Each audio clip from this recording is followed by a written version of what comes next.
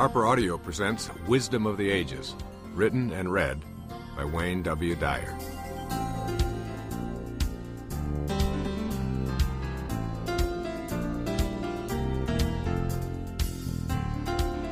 In my mind, I can picture what the world was like in other times. And I am fascinated by what those people who lived before us might have felt in their hearts. To imagine that Pythagoras, Buddha, Jesus Christ, Michelangelo, Shelley, Shakespeare, Emerson, and so many of those we revere as our teachers and spiritual leaders actually walked on the same ground, drank the same water, watched the same moon, and were warmed by the same sun as I am today, is a thought that intrigues me considerably. Even more intriguing is what these greatest minds of all times would like us to know. I have come to the conclusion that in order to effect deep inner spiritual change in our world, we need to know and live in our personal lives the wisdom these eminent teachers from our past have left us. Many of these profound teachers were considered troublemakers, and some were even put to death for their beliefs. Their teachings, however, could never be silenced, as evidenced by the variety of topics from differing historical eras, which are in this recording. Their words live on, and their advice for having a deeper and a richer experience of life is here for you to listen to and apply. This collection is a compendium of the wisdom from those topics and times, and what I feel those wise and creative thinkers are telling us now about how to create deep inner spiritual change. In a sense, those of us who now occupy planet Earth are in many ways connected to all of those who lived here before us. We may have new technologies and modern conveniences, but we still share the same heart space, and the same energy or life force that flowed through their bodies now flows through ours.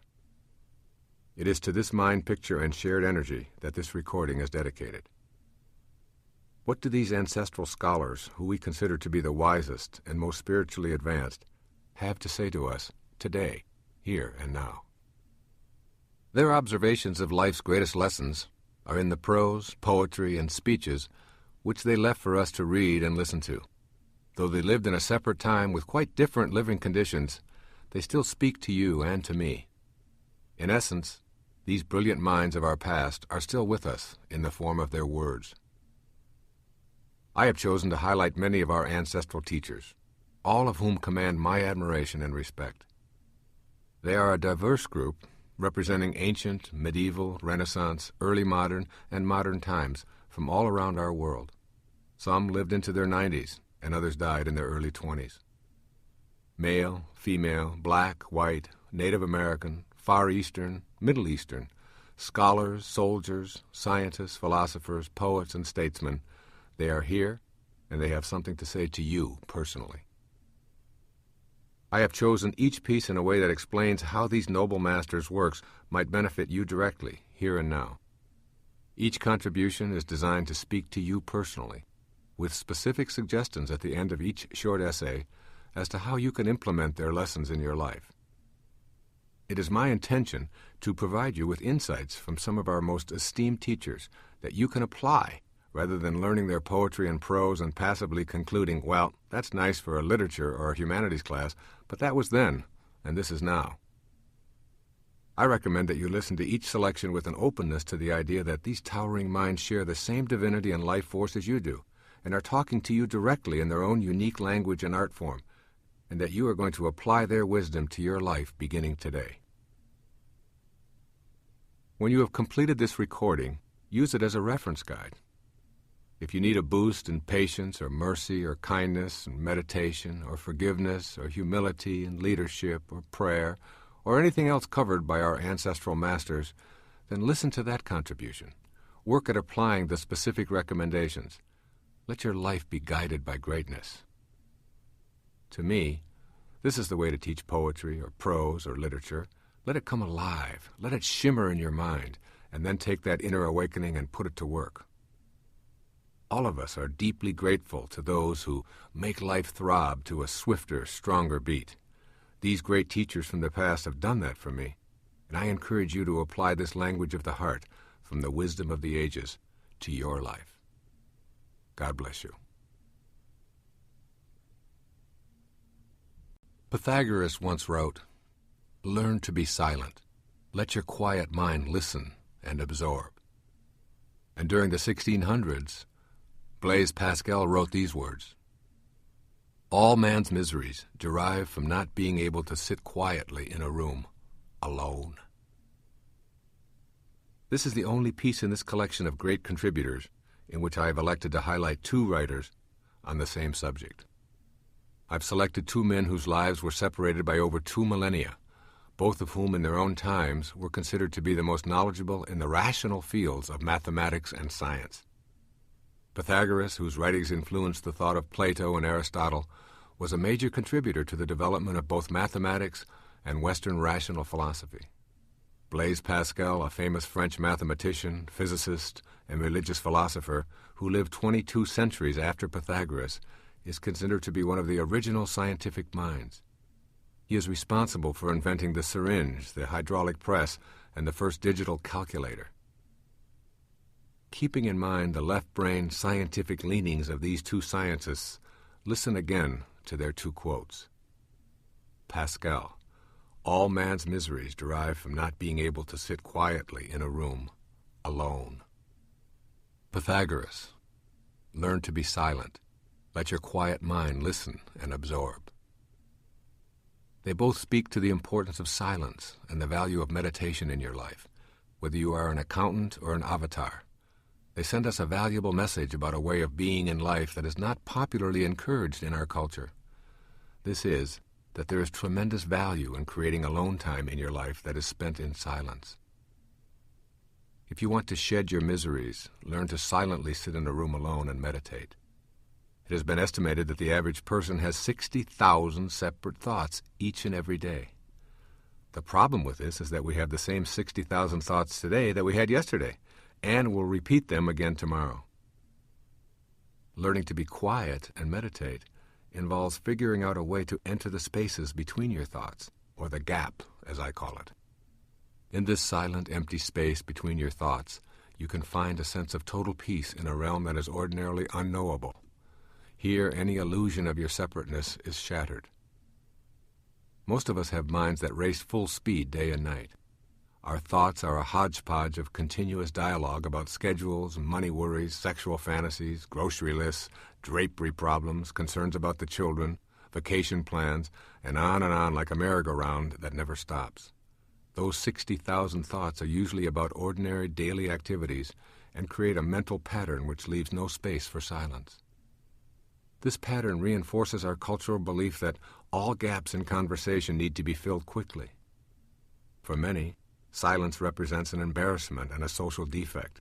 Therefore, we learn to jump in to fill these spaces, regardless of whether our filler has any substance or not. Silent periods in a car or at a dinner are perceived as awkward moments, and good conversationalists know how to get those spaces occupied with some kind of noise. And so it is with ourselves as well. We have no training in silence, and we see it as unwieldy and confusing. Thus we keep the inner dialogue going just like the outer. Yet it is in that silent place where our ancient teacher Pythagoras tells us to let our quiet mind listen and absorb, that confusion will disappear and enlightened guidance will come to us. But meditation also affects the quality of our non-silent activities. The daily practice of meditation is the one single thing in my life that gives me a greater sense of well-being, increased energy, higher productivity, at a more conscious level, more satisfying relationships, and a closer connection to God. The mind is like a pond. On the surface, you see all of the disturbances, yet the surface is only a fraction of the pond. It is in the depth below the surface, where there is stillness, that you will come to know the true essence of the pond, as well as your own mind. By going below the surface, you come to the spaces between your thoughts, where you are able to enter the gap. The gap is total emptiness, or silence. These two pioneering scientists, who are still quoted today in university courses, were studying the nature of the universe. They struggled with the mysteries of energy and pressure and mathematics and space and time and universal truth. Their message to all of us here is quite simple. If you want to understand the universe, or your own personal universe, then be quiet and face your fear of sitting in a room alone and going deep within the layers of your own mind. It is the space between the notes that makes the music. Without that emptiness, that silence in between, there is no music, only a noise. You too are silent, empty space at your center, surrounded by form. To break through that form and discover your very creative nature that is in the center, you must take the time to become silent each day and enter that rapturous space between your thoughts. No amount of my talking about the value of daily meditation will ever convince you. You will never know the value of this practice unless you make the commitment to do it. My purpose in speaking to you about this subject on the value of meditation is not to tell you how to meditate. There are many fine courses of study, manuals, and audio guides to give you instruction. My purpose here is to emphasize that meditation is not something that is exclusively for spiritual seekers who want to while away the hours and days of their lives in deep contemplation, oblivious to productivity and social responsibility. Meditation is a practice advocated by those who live by their faith in reason, by number crunchers and authors of theorems and Pascal's law. You may feel much as Blaise Pascal did when he wrote, "The eternal silence of those infinite spaces terrifies me." Here are some suggestions for overcoming your terror and learning to be silent and able to sit quietly in a room alone. 1. Practice noticing your in and out breaths as a way to cultivate turning inward to the silent self. You can do this in the midst of meetings or conversations, even parties. Just notice and follow your breathing for a few moments, many times during your day. 2. Give yourself time this day to simply sit in a room alone and observe your mind. Keep track of the various thoughts that enter and exit and lead to the next thought. Your awareness of the frenetic activity of your mind will help you to transcend the frenzied pace of thoughts. And 3. Read a book on meditation to learn how the practice can be initiated, or join a meditation group. 4. There are many CDs and tapes available to guide you in meditation. Find one that appeals to you. I have published one called Meditations for Manifesting, in which I teach a specific meditation called japa. I guide you through a morning and evening meditation using my voice to assist you in repeating the sounds of the divine. And all profits from the sale of this CD go to charity. Founder of one of the world's major religions, Buddha was born Prince Siddhartha in northeast India, near the borders of Nepal. Seeing the unhappiness, sickness, and death that even the most powerful and wealthiest are subject to in this life, at age 29, he abandoned the life he was living in search of a higher truth. The name Buddha is actually a title that translates to the Awakened One, or the Enlightened One. This is the title given to Siddhartha Gautama, who left behind the princely life at the age of 29 and went on a lifelong search for religious understanding and a way of release from the human condition. It is said that he discarded the teachings of his contemporaries, and through meditation he achieved enlightenment or ultimate understanding. From then on, he assumed the role of teacher, instructing his followers in the Dharma, or truth. His teachings became the basis for the religious practice of Buddhism, which has played a major role in the spiritual, cultural, and social life of the Eastern world, and much of the Western world as well. I have deliberately chosen not to speak on the tenets of Buddhist doctrine, but rather to take this often quoted passage of the Buddha and relate its significance to you and me today, some 25 centuries after the death of the Enlightened One. He said it like this: "Do not believe what you have heard. Do not believe in tradition because it is handed down many generations. Do not believe in anything that has been spoken of many times. Do not believe because the written statements come from some old sage. Do not believe in conjecture. Do not believe in authority or teachers or elders. But, after careful observation and analysis, when it agrees with reason, and it will benefit one and all, then accept it and live by it." The key word in the passage is believe. In fact, the key phrase is do not believe. Everything that you carry around with you that you call a belief has become your own largely because of the experiences and testimonies of other people. And if it comes to you from a source outside of yourself, regardless of how persuasive the conditioning process might be, and irrespective of how many people just like you have worked to convince you of the truth of these beliefs, the fact that it is someone else's truth means that you receive it with some question marks or doubts. If I were to attempt to convince you about the taste of a delectable fish, say, you would perhaps listen but still have your doubts. Were I to show you pictures of this fish, and furthermore have hundreds of people come to testify about the veracity of my statements, you might become even more convinced. But that modicum of doubt would still remain because you hadn't tasted it yet. You might accept the truth of its deliciousness for me, but until your taste buds experience the fish, your truth is only a belief based upon my truth or my experience. And so it is also with all of the well-meaning members of your tribes and their tribal ancestors before them. Just because you've heard it, and it is a long surviving tradition, and it is recorded over the centuries, and the world's greatest teachers have endorsed it, is still not a reason to accept a belief. Remember, do not believe it as Buddha instructs. Rather than using the term belief, try shifting to the word knowing. When you have the direct experience of tasting the fish, you now have a knowing. That is, you have made conscious contact and can determine your truth based upon your own experience. You know how to swim or how to ride a bicycle, not because you have a belief about it, but because you have had the direct experience. You are being reminded directly by the Enlightened One of 2,500 years ago to apply this same understanding to your spiritual practices. There is a fundamental difference between knowing something and knowing about something.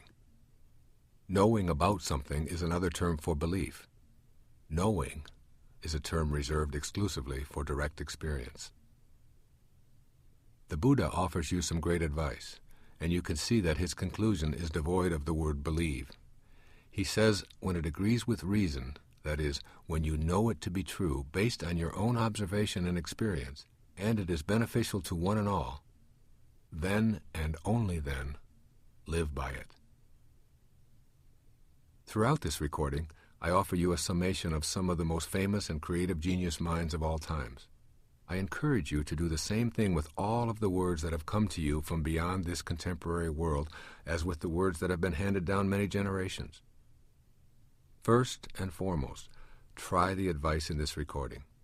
Ask yourself how it equates with your own reason and common sense. And if it benefits you and others, then live by it. That is, make it your knowing. Lao Tzu wrote the Tao Te Ching, which means the way. It is the basis for the religious practice of Taoism. Listen to his wisdom from the 6th century BC. He says, "True leaders are hardly known to their followers. Next after them are the leaders the people know and admire. After them, those they fear.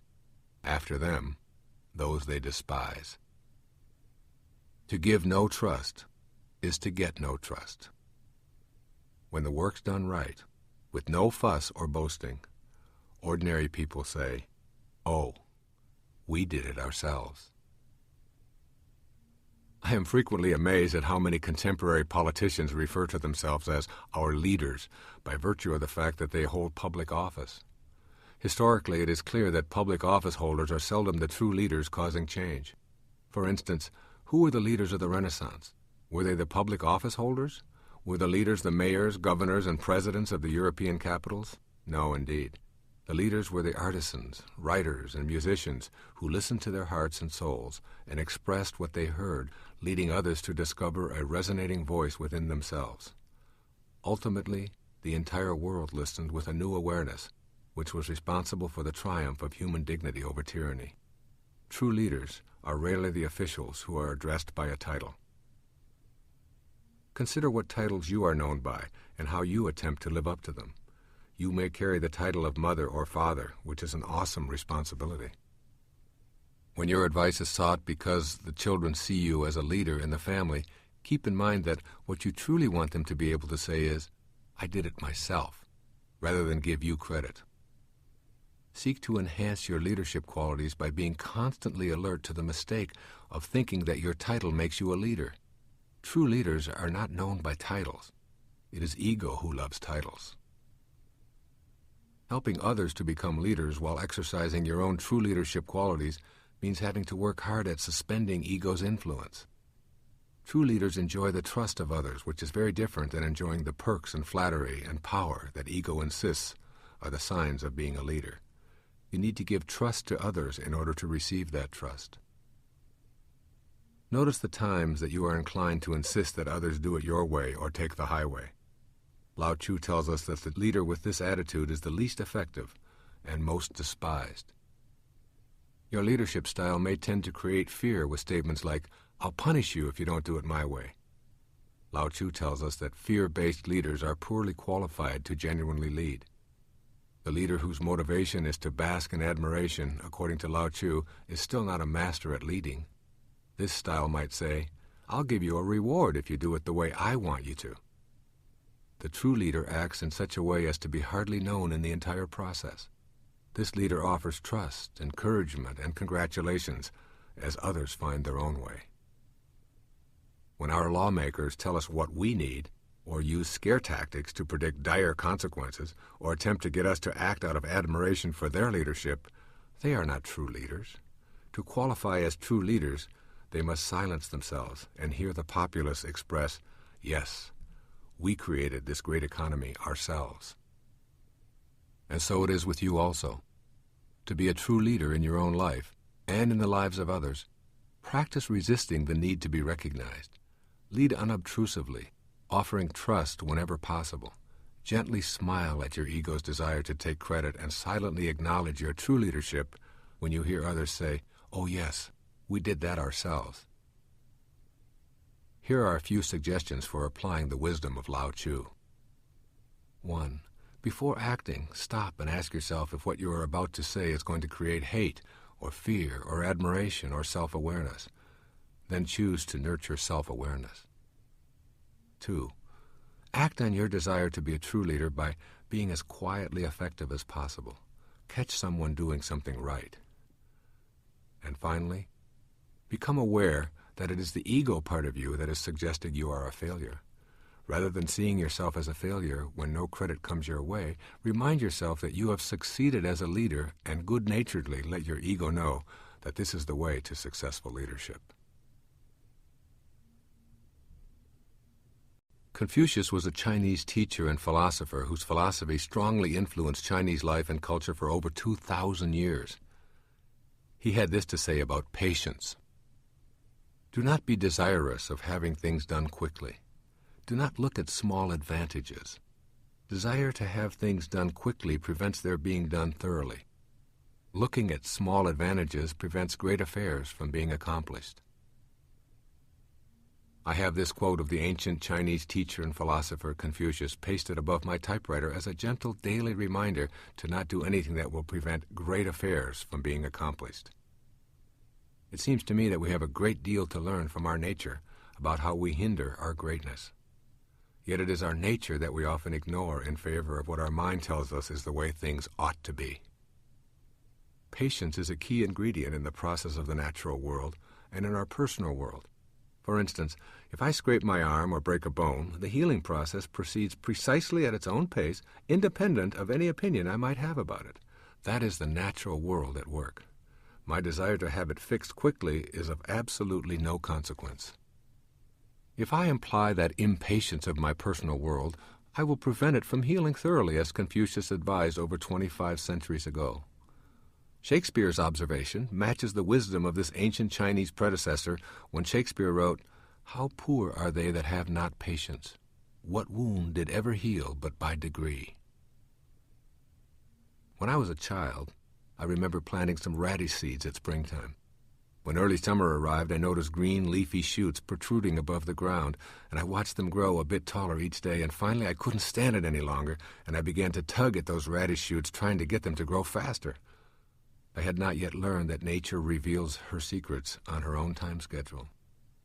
As I pulled at the tiny little leaves, they emerged from the ground sans radishes, and my childish impatience to have this thing done quickly prevented it from happening at all.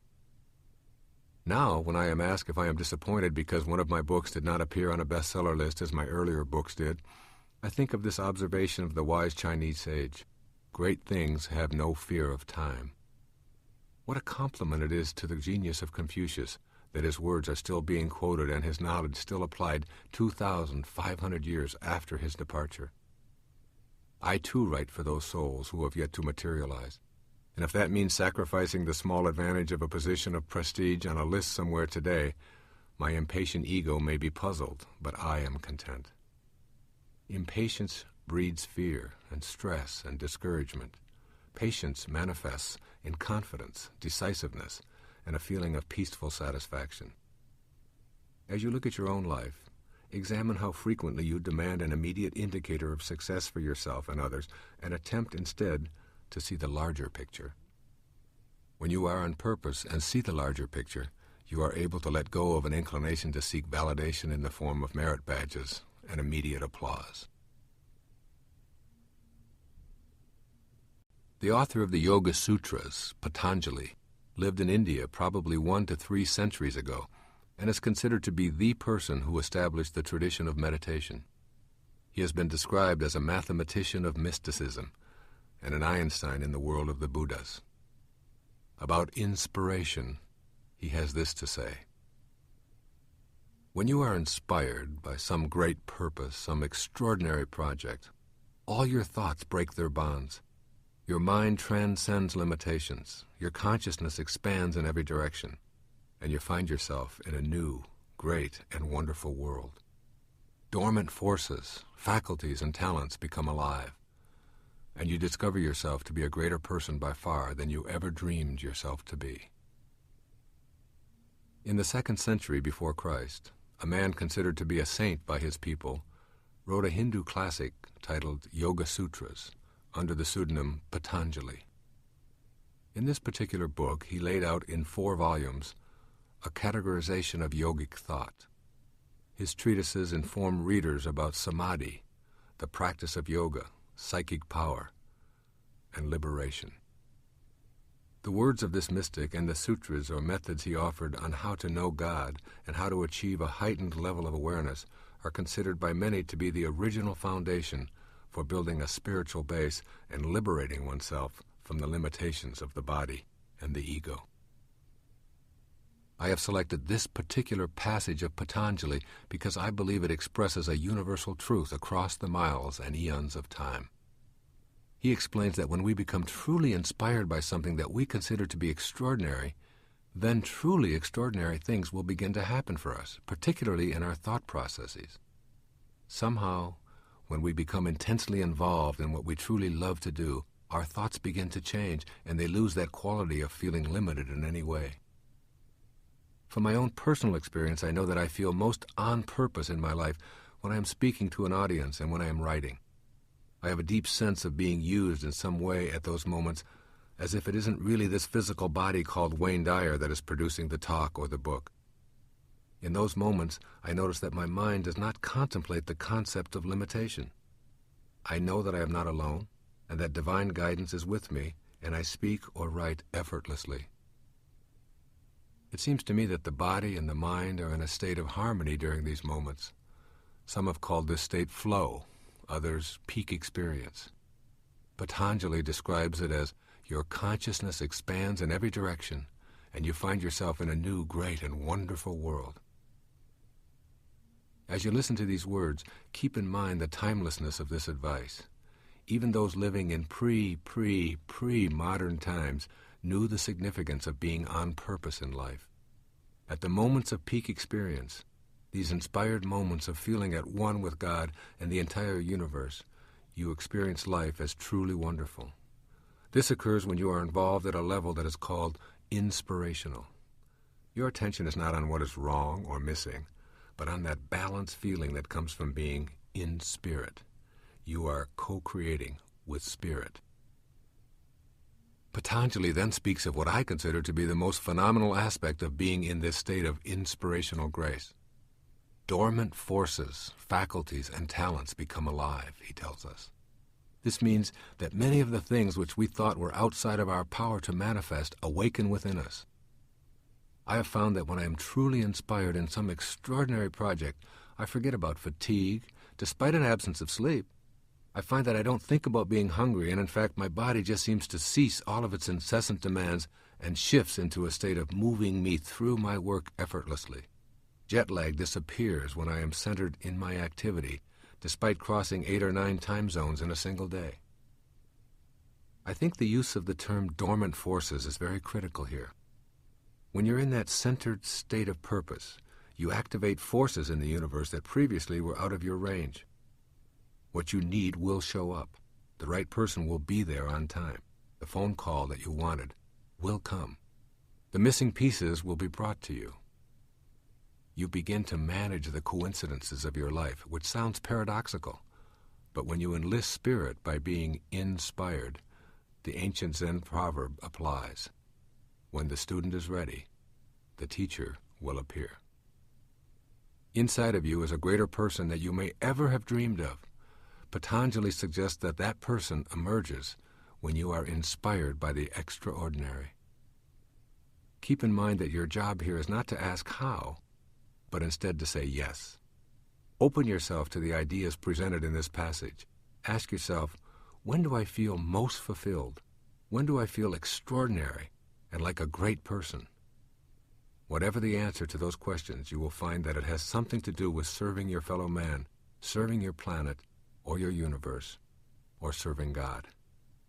As you let the ego diminish and make the commitment to be inspired and involved in an extraordinary project that does not just benefit your ego, you will know what to do. To put Patanjali's powerful ideas to work for you, try these suggestions on.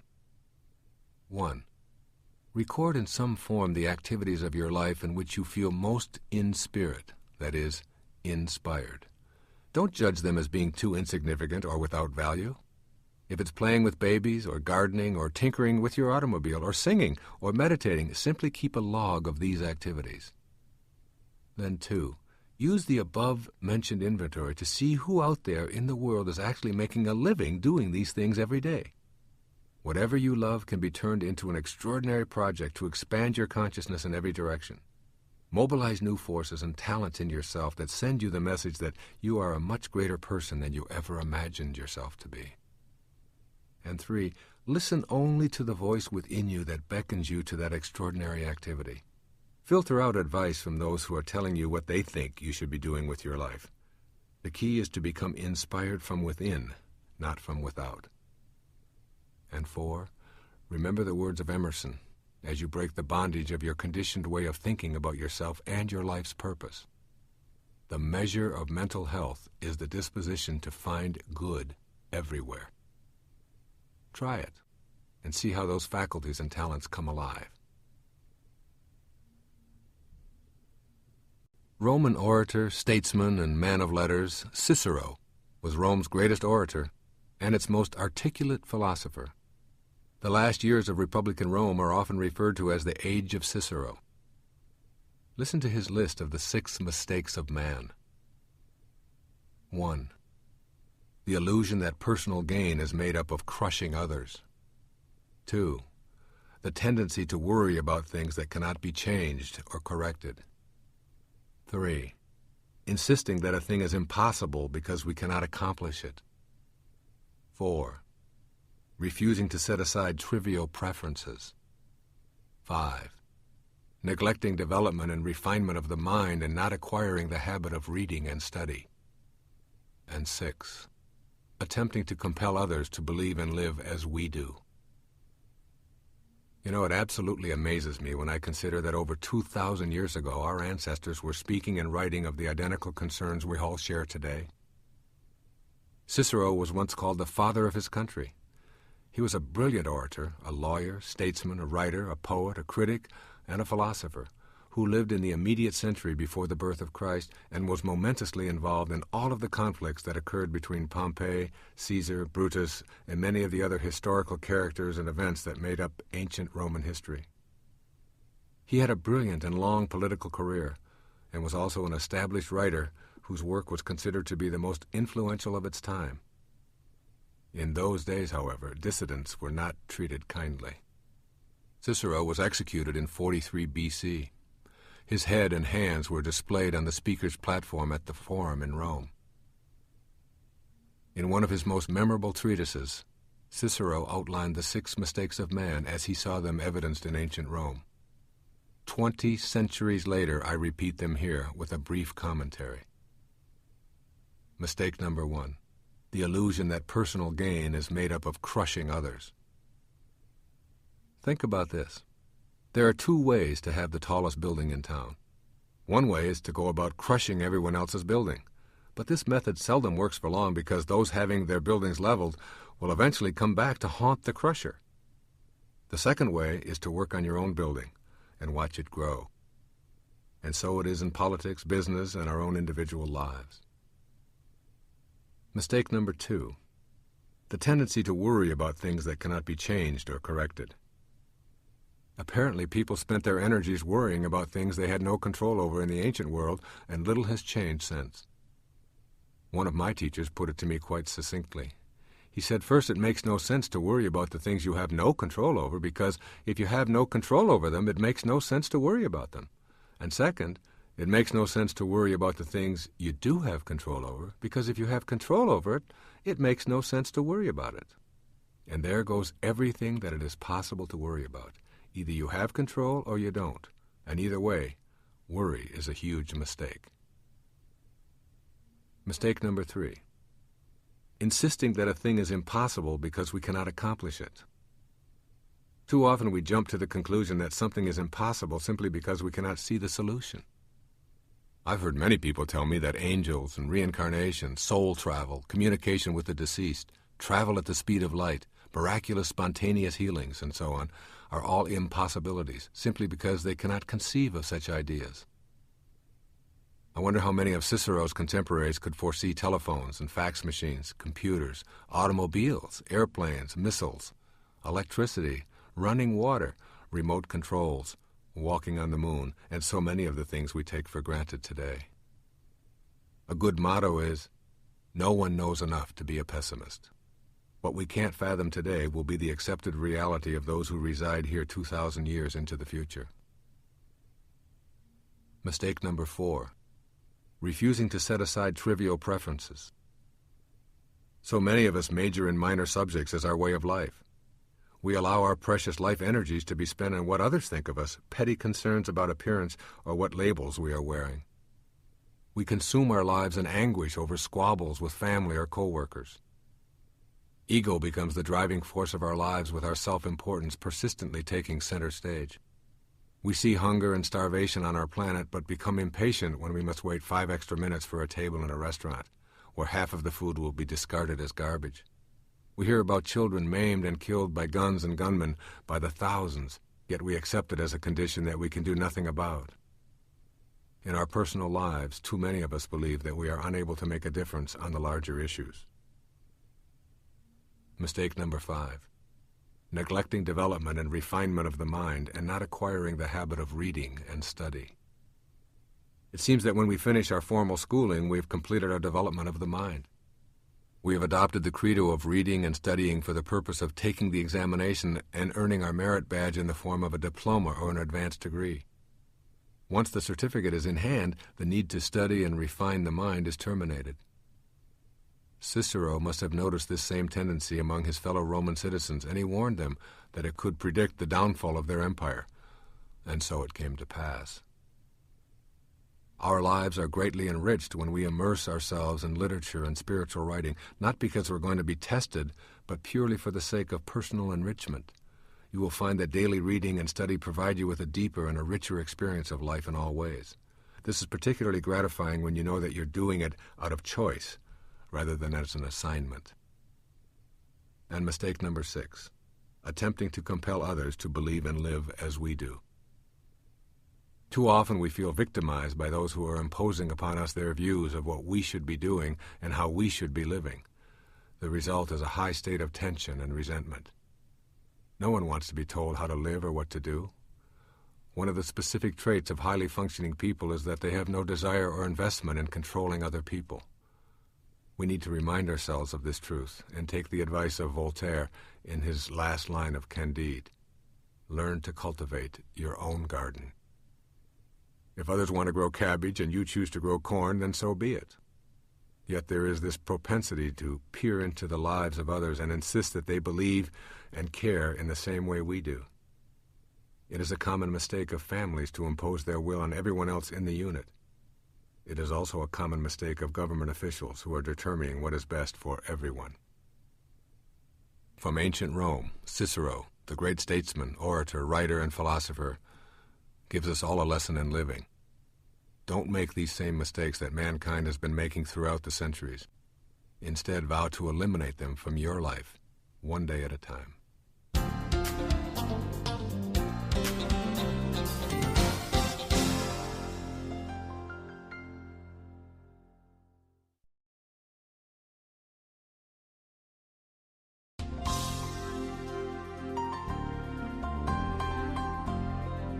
Born between the years 4 and 6 BC and crucified about AD 28, Jesus Christ is one of the world's major religious figures and is regarded as the Messiah predicted by the Old Testament prophets. On being childlike, Jesus said these words, "Except ye be converted and become as little children, ye shall not enter into the kingdom of heaven." Recently, while preparing to give a lecture in a town far from home, I had the strange experience of looking directly into a wall mirror while sitting at a desk. The entire wall was one gigantic mirror, and every time I looked up, there was this body looking back at me while I was writing in a notepad. Finally, I just stopped and stared back. I couldn't grasp the fact that this was actually me reflected in the mirror. I remember saying to myself, "That's an old man in there who's renting my face." The ageless child in me, my eternal, unchanging observer, knows nothing of judgment and hatred. There's nothing to judge. There's no one to hate. Why? Because that child inside doesn't see appearances. It only knows how to look with love on everything and everyone. It simply allows everything to be as it is and only notices the unfolding of God in everyone it encounters. Being without shape, size, color, or personality, this ageless, invisible child inside fails to notice such trivial distinctions. Consequently, that invisible, ageless child is always at peace, just witnessing, just observing, but most important, just allowing. Recently, I had the experience of running early one morning and feeling so exhilarated that I hurdled over a 3.5-foot fence as I came back to the hotel at the completion of my run. My wife, who was observing me, let out a scream and said to me, "You can't do that. You don't jump over fences when you're 56 years old. You could kill yourself." My immediate response to her was, "Oh, I forgot." That invisible, ageless me, who is my eternal observer, forgot for an instant that it was living in a body that has been here for over half a century. To me, this passage of Jesus from the New Testament speaks to the process of forgetting about our bodies as our primary identity, forgetting about our ethnic identity, our spoken language, our cultural labels, the shape of our eyes, or what side of the border we grew up on, then making that conversion to become as little children who are impervious to such compartmentalizing. Jesus was not saying we should be childish and become immature, undisciplined, and uneducated.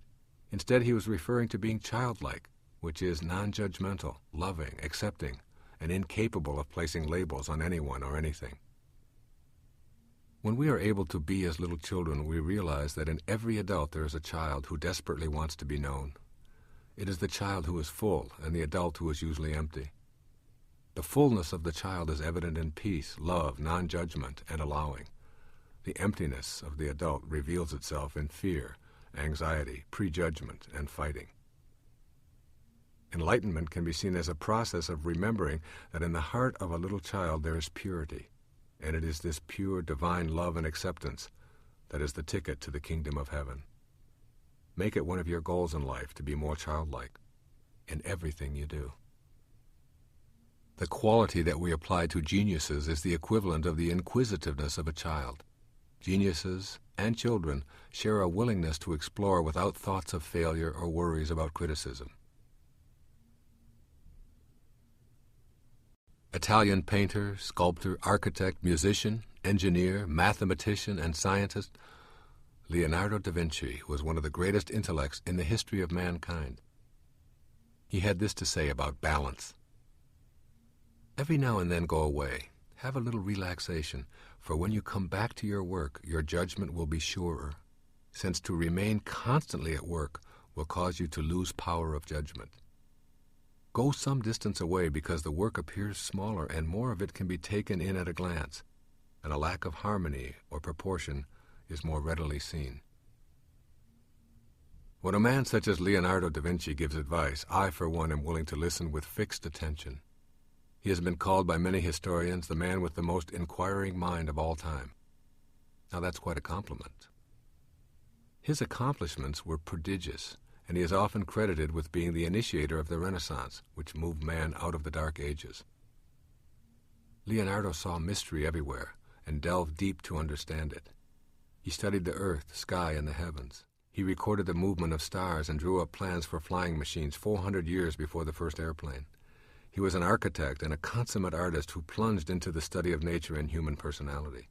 His portraits of faces were more skillful than had ever been seen before or since, embodying a reality that captured every essence of his subjects.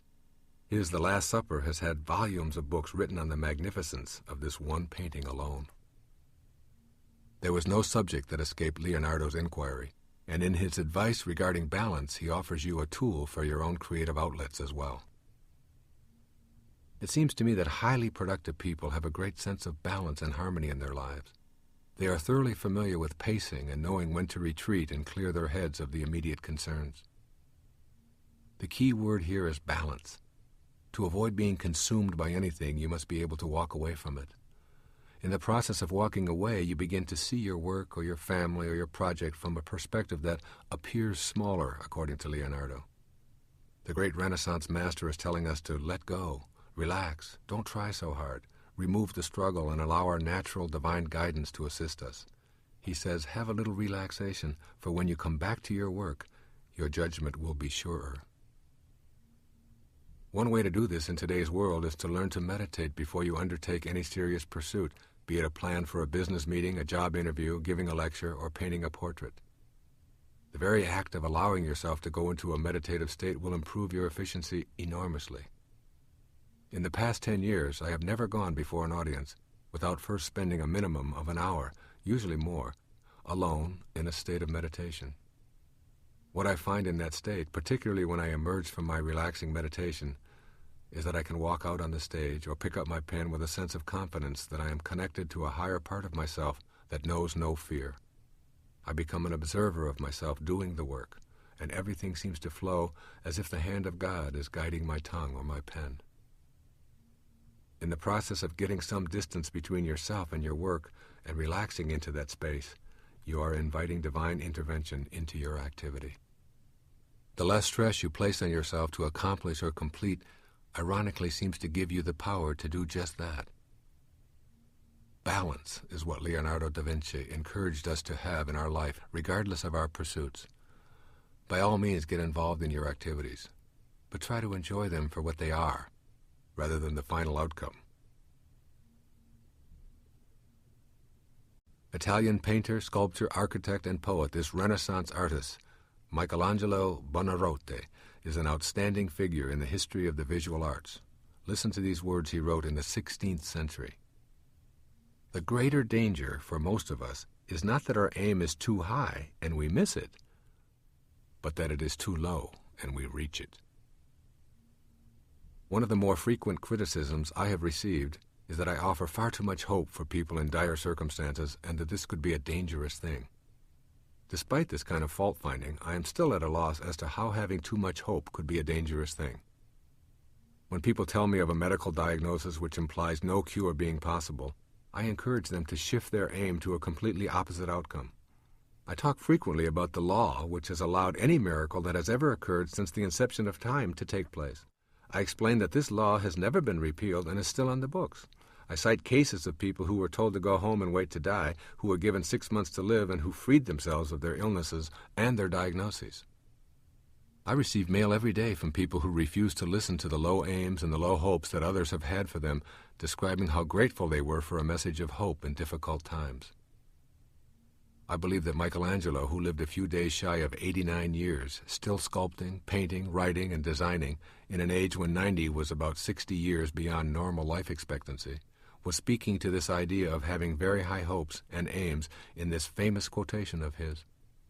The danger is not in false hope, rather it is in no hope or low hope, and consequently our objectives and aims are diminished by our belief before they can even be worked on and materialized. This not only concerns the overcoming of physical maladies, it includes virtually everything in our lives. The world is full of people who have aimed low and thought small, who want to impose this diminutive thinking on any who will listen to them. The real danger is the act of giving up or setting standards of smallness for ourselves with low expectations. Listen carefully to Michelangelo, the man who is considered by many to be the greatest artist of all time. I recall personally standing in front of the statue of David in Florence and being transfixed. The size, the majesty, the spirit that seemed to jump right out of the marble was Michelangelo saying to all of us, aim high. When he was asked how he could create such a masterpiece, he responded that David was already in the marble. He simply had to chip away the excess to allow him to escape. High aim indeed. And speaking of high, take a look sometime at the Sistine Chapel, where Michelangelo painted the ceiling by lying on his back and working every day for 4 years between 1508 and 1512, a project that lesser artists would have considered to be impossible. Yet Michelangelo took it on, and many more, in a lifetime crammed full of high energy, high talent, and yes, high aim. English poet and dramatist of the Elizabethan and early Jacobean period, William Shakespeare is the most widely known author in all of English literature. To read William Shakespeare is to become lost in his unprecedentedly rich and inventive use of the English language. I decided to present this selection on the quality of mercy from The Merchant of Venice because I feel these are the most profound and practical 14 lines ever written on this human attribute. The quality of mercy is not strained. It droppeth as the gentle rain from heaven upon the place beneath. It is twice blessed. It blesseth him that gives and him that takes. 'Tis mightiest in the mightiest. It becomes the throned monarch better than his crown. His scepter shows the force of temporal power, the attribute to awe and majesty, wherein doth sit the dread and fear of kings. But mercy is above this sceptered sway. It is enthroned in the hearts of kings. It is an attribute to God himself, and earthly power doth then show like as God's, when mercy seasons justice. Living with a spirit of mercy and putting it to use each day is the way to tame our more base and primitive instincts while nurturing love and compassion. When we are hurt by others, our first impulse is usually to get even. Revenge rather than mercy is what our more savage side urges. Yet Shakespeare defines this quality of mercy, which he equates as an attribute of God. As it droppeth as the gentle rain from heaven upon the place beneath, it is twice blessed. The first blessing of mercy or compassion is on you, the giver. This message summarizes much of the wisdom that the psychological literature has to offer. That is, be compassionate with yourself. Do not judge yourself harshly when you make a mistake or fail to live up to some standard. Be of such a mind that you can detach from the misconduct or failure and be gentle and loving with yourself. Forgive yourself for being so human as to have wandered around in your darker corners and emerged embarrassed or disappointed with your behavior. Give yourself mercy, a quality that Shakespeare says becomes the throned monarch better than his crown. And so it becomes you as well. When you take the first blessing of mercy and apply it to yourself, you then open to this potential of offering this quality to him that takes. If you are unable to give yourself authentic compassion, you will never be able to give it to another, any more than you can give love to another if you do not love yourself, or give money to the poor if you have none. This notion of giving mercy away is applicable in all of your relationships, in all areas of your life.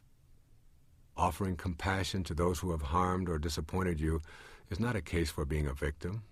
It is instead a way of saying, I understand, I care, I forgive, but I still do not like it, and I will not tolerate being treated this way or having you think it is acceptable. The difference is not needing to exact revenge or to prove one's superiority. With mercy in your heart, you will find yourself much less distracted and disheartened by the evil behaviors that you see and read about almost every day. You will be able to send the offenders love and not become obsessed with anger, hatred, and eventually the desire for revenge. Put the ideas of this passage by one of the world's greatest wordsmiths into your life by practicing the following. 1. Give yourself the compassion you deserve for any and all past actions. Stop judging yourself so harshly. All of those errors and wrong actions were necessary for you to get beyond that place in your life. Be kind to yourself and eliminate any ill feelings you harbor toward yourself. 2. Once you have stated how you feel and justice has been seen, then let go. Let go now. Don't hold on to grudges and use constant reminders to keep others in a state of guilt while maintaining your own dissonance as well. Let it go. And 3. Turn your most troublesome disturbances over to God. Simply say, Dear God, I find it so extremely difficult to give mercy in this situation, and I'm turning it over to you completely. I know you will guide me in acting in the most merciful and humane way. This action will free you from your own immobilization and anger and help you to see the saint in the sinner who have just been exchanging notes with each other. John Donne was an English poet noted as the first and one of the finest metaphysical poets. The paradoxical human union of spirit and matter was a recurring theme. Perhaps the one single quality that defines mysticism is the idea of oneness, which John Donne expresses so poignantly in this poem written in the early years of the 17th century. No man is an island entire of itself. Every man is a piece of the continent, a part of the main. If a clod be washed away by the sea, Europe is the less, as well as if a promontory were. Any man's death diminishes me, because I am involved in mankind. Therefore is the idea of oneness, which John Donne expresses so poignantly in this poem written in the early years of the 17th century. No man is an island entire of itself. Every man is a piece of the continent, a part of the main. If a clod be washed away by the sea, Europe is the less, as well as if you, he, she, and they do not exist. John Donne is expressing essentially the same thought, no man is an island, in the first line of this very famous poem.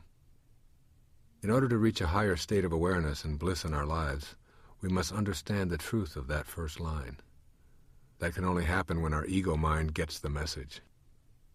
Our ego mind insists that we are separate from others and defined by where our boundaries stop and others start. Similarly, these ego minds tell us that we are separate from our environment and that we are here to sort of push it around as we desire. Yet mystical teachers and poets are always reminding us of our connectedness and the oneness of everything and everyone. We must look beneath the surface and beyond appearances in order to grasp the unity consciousness they speak of. As we look at our body, it does appear to be a separate organism, but a closer look reveals a multitude of organs and rivers of fluids containing zillions of life forms with even more zillions of invisible bacteria, all working together to form this body. To rephrase John Donne's enduring contribution, no cell is an island entire of itself. Every cell is a piece of the body, a part of the main. If a life form be contaminated, the whole is the less. Any cell's illness or death diminishes me, because I am involved in the whole body. When you see yourself as connected to everyone, you immediately cease your judgment of the other and see that person connected via invisible threads, just as your ankles and your elbows share the same unseen life force. Therefore, compassion becomes an automatic reaction to everyone. You see all of humanity as one undivided and indivisible family.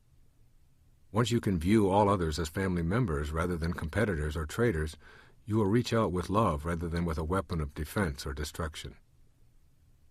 There was a time when I tended to view panhandlers holding up cardboard signs pleading for money with contempt, often saying to myself or anyone within earshot, why don't they go out and work for their money like I do? Now I remind myself that in some mysterious and yes, mystical way, I am connected to that person. Their poverty, uncleanliness, and ill health diminishes all of us, myself included. I send them a silent blessing and vow to do more to end such conditions on the planet, and most important, I feel more compassionate and loving in my heart. I am reminded how we all need each other, and that our connections are much greater than the mere tribal connections of our immediate genetic families. Probably the most talented of all the English Romantic poets, John Keats gave up the study of medicine to write poetry. There is something in the universe that outlasts our individual mortal life. Whatever that something is perplexes all of us, and young John Keats writes about it poetically in his famous Ode on a Grecian Urn. As the poet contemplates the figures of the lovers on the Greek urn, he himself is grappling with mortality. His brother has recently died in his early 20s, and he struggles with his own ill health, which is to claim his life the following year at the age of 26. This poetic selection is the fifth and final stanza of Ode on a Grecian Urn.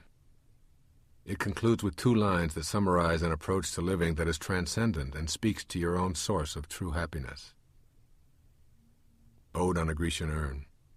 Attic shape, fair attitude, with breed of marble men and maidens overwrought with forest branches and the trodden weed, thou silent form dost tease us out of thought as doth eternity, cold, pastoral. When old age shall this generation waste, thou shalt remain in midst of other woe than ours, a friend to man to whom thou sayest, beauty is truth, truth beauty. That is all ye know on earth and all ye need to know. I think about the message in Keats' poem every day when I look outside the window of my office. 2 months ago, my son and I cleaned out a wooded area in front of the townhouse where I do my writing. We clipped bushes and chopped down dead trees and gave quite a drastic haircut to my entranceway.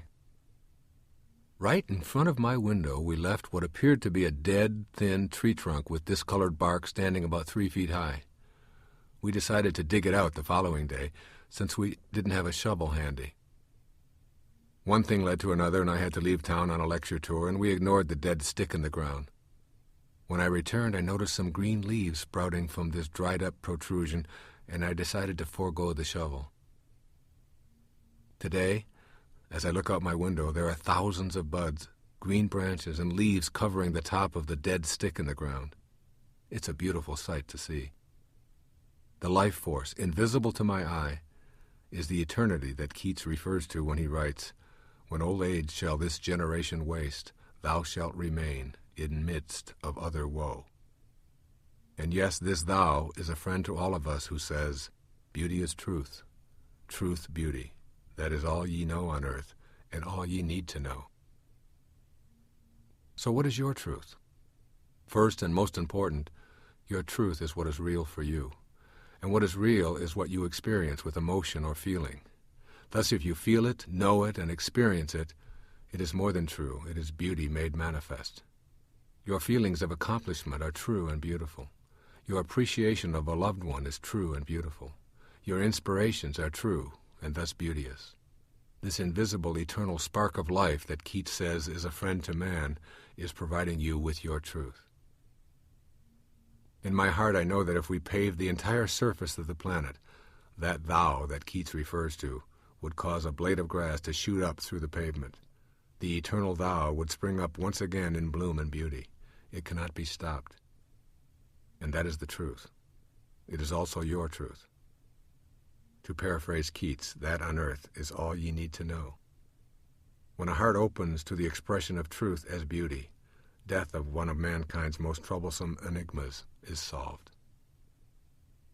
Here is young John Keats, racked with tuberculosis in his early 20s, facing that his body will soon give up, yet opening to the beauty of the truth of life. See beauty in every place that you feel truth. That beauty and truth will supersede you. Know yourself and live your truth, and you will truly have beauty. It seems to me that John Keats was telling each of us in these enduring lines of poetry to know our truth, follow our hearts, and we will see beauty everywhere. To do otherwise is to lose our ability to appreciate and experience the ecstasy of life, that same invisible ecstasy that somehow manages to put life into a seed, a root, a blossom, even you. English philosophical poet Percy Bysshe Shelley rejected all conventions that he believed stifled love and human freedom and rebelled against the strictures of English politics and religion. Percy Bysshe Shelley's poetry was his legacy to all of us on the importance of passionately living our lives every day. No less an authority than the Encyclopedia Britannica described this English romantic poet by saying, his passionate search for personal love and social justice was gradually channeled from overt actions into poems that rank with the greatest in the English language. Living life passionately has its own tremendous rewards, which are intensified when one is aware that death, in its arbitrary way, can come at any unexpected moment, as it did for Shelley. Just think of this. Here was a man living in the beginning of the 19th century in England who risked his life distributing pamphlets advocating political rights and autonomy for Catholics in Ireland. He eloped at 19, betraying both families, lost his first wife to suicide when he was 24, and 2 of his children died when he was in his mid-20s. He then married his lover, Mary Wollstonecraft, fulfilling his desire for a life partner who can feel poetry and understand philosophy, as he put it. Shelley traveled all over Europe supporting himself by writing and publishing his poetry. He met with Lord Byron in various European cities for joint poetic endeavors and proclaimed that poets are the unacknowledged legislators of the world because they create human values and the forms that shape the social order. This man was a fervent idealist who wrote of his love for love and his passion for passion. He completed his enormous treasury of poetry and prose by the age of 29, when he died in a boating accident during a storm. Not only does his poetry speak to all of us of his enormous passion, but so does his life as well. He took up causes, risked his fame and his life, and drank up every moment of his life. The poem quoted here, titled Love's Philosophy, conveys a glimmer of the passion that Shelley felt in his idealistic heart.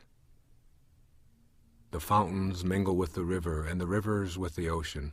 The winds of heaven mix forever with a sweet emotion.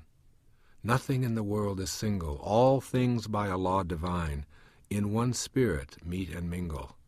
Why not I with thine? See the mountains kiss high heaven, and the waves clasp one another. No sister flower would be forgiven if it disdained its brother. And the sunlight clasps the earth, and the moonbeams kiss the sea. What is all this sweet work worth, if thou kiss not me? This poem says to me, as does so much of his romantic poetry, feel the love for those you adore and express it with fervor, otherwise live your life in frustration. Love, the passionate variety, is that inner sense of longing that pervades every thought, every waking moment. It is a state of bliss that we usually equate with sexual or romantic feelings when they are ecstatically shared with our lover. All of that mingling and mixing and clasping and kissing between the rivers, winds, mountains, flowers, and moonbeams are Shelley's metaphors for that shared state of bliss. Why, he implies, would you choose the frustration of not expressing those feelings? I can recall the aching I have felt at various times in my own life for a love that I was unable to share with someone. I think I felt as though I'd died and gone to heaven when that love was made manifest by long embraces and kisses and union. But there is also passion in other circumstances, like the ecstasy of creation. When we consider the matter of having passion in our lives, it is important to pay attention to the things that we feel passionate about. Shelley speaks of a love and a joyful heart that is able to appreciate the beauty of our world and all of those we feel connected to. His is not exclusively a passion that keeps us enslaved to our sexual ecstasies. What he is describing is living your life not as if today were the first day of the rest of your life, but as if this were the only day of your life, which of course it is. And sharing your passion because a shared joy is a way of doubling one's joy. Too often we find ourselves bogged down in a serious approach to life, using our minds to keep us in a state of angst, or even worse, indifference. Joy and ecstasy come from within. They cannot be purchased at any price. We are all seeking joy and happiness, and often feeling it is not a proper state of mind when it arrives. The key to knowing this state is to put passion into your life. In your love and sex life, to be sure, but also your recreation, your vocation, and in all of your observations of yourself intermingling with this glorious universe. There is so much to be passionate about. I have found that people who have a passion or a strong will for what they want to achieve, and who do not allow others to smear or sully their inner pictures of what they want to manifest, always seem to get what it is they are desiring in their lives. Shelley lived out of his passionate idealism with every breath and heartbeat. His passion is reflected in his magnificent poetry.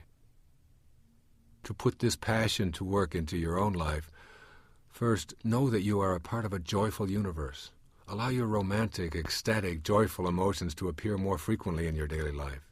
When you feel joy, experience it and then express it. As it says in the New Testament, joy is the fruit of the Spirit. Don't deny yourself that fruit. Secondly, write your own poetry. Take the time to record your feelings of passion. Whether your passion is pottery or antique furniture, mathematics or music, express it in your own words. Third, give yourself permission to be a passionate person. Be passionate about anything or anyone you choose without interference from your inner critic. When that inner critic tries to make you feel foolish, gently but firmly tell it to wait for you in the lobby and invite it to rejoin you later if you want it. And fourth, tell those you love how you feel about them as often as possible. This will give you the opportunity to share your joy, and by doing so, doubling it. And finally, read and reread the poetry of passionate people like Shelley.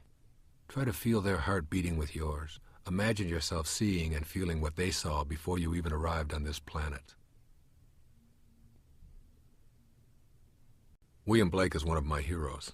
In his lifetime, he was a consummate poet, a painter, artist, a visionary mystic who was largely ignored by his contemporaries and considered to be mad. He lived his entire life on the edge of poverty and died in neglect. Yet today, this man is regarded as one of the most original and greatest figures in literary history, and his original engravings are rare treasures worth millions and millions of dollars.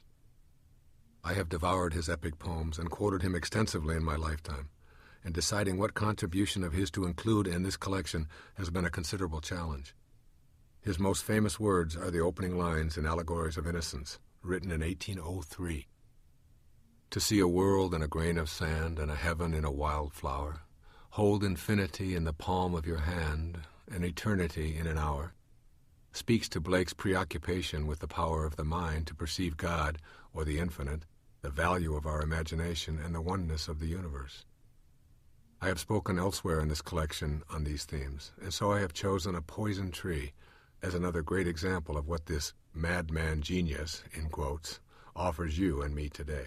From his creative pen, some 200-plus years ago, while writing in the midst of the French Revolution, which was transpiring less than 100 or so miles from where Blake was writing. A Poison Tree.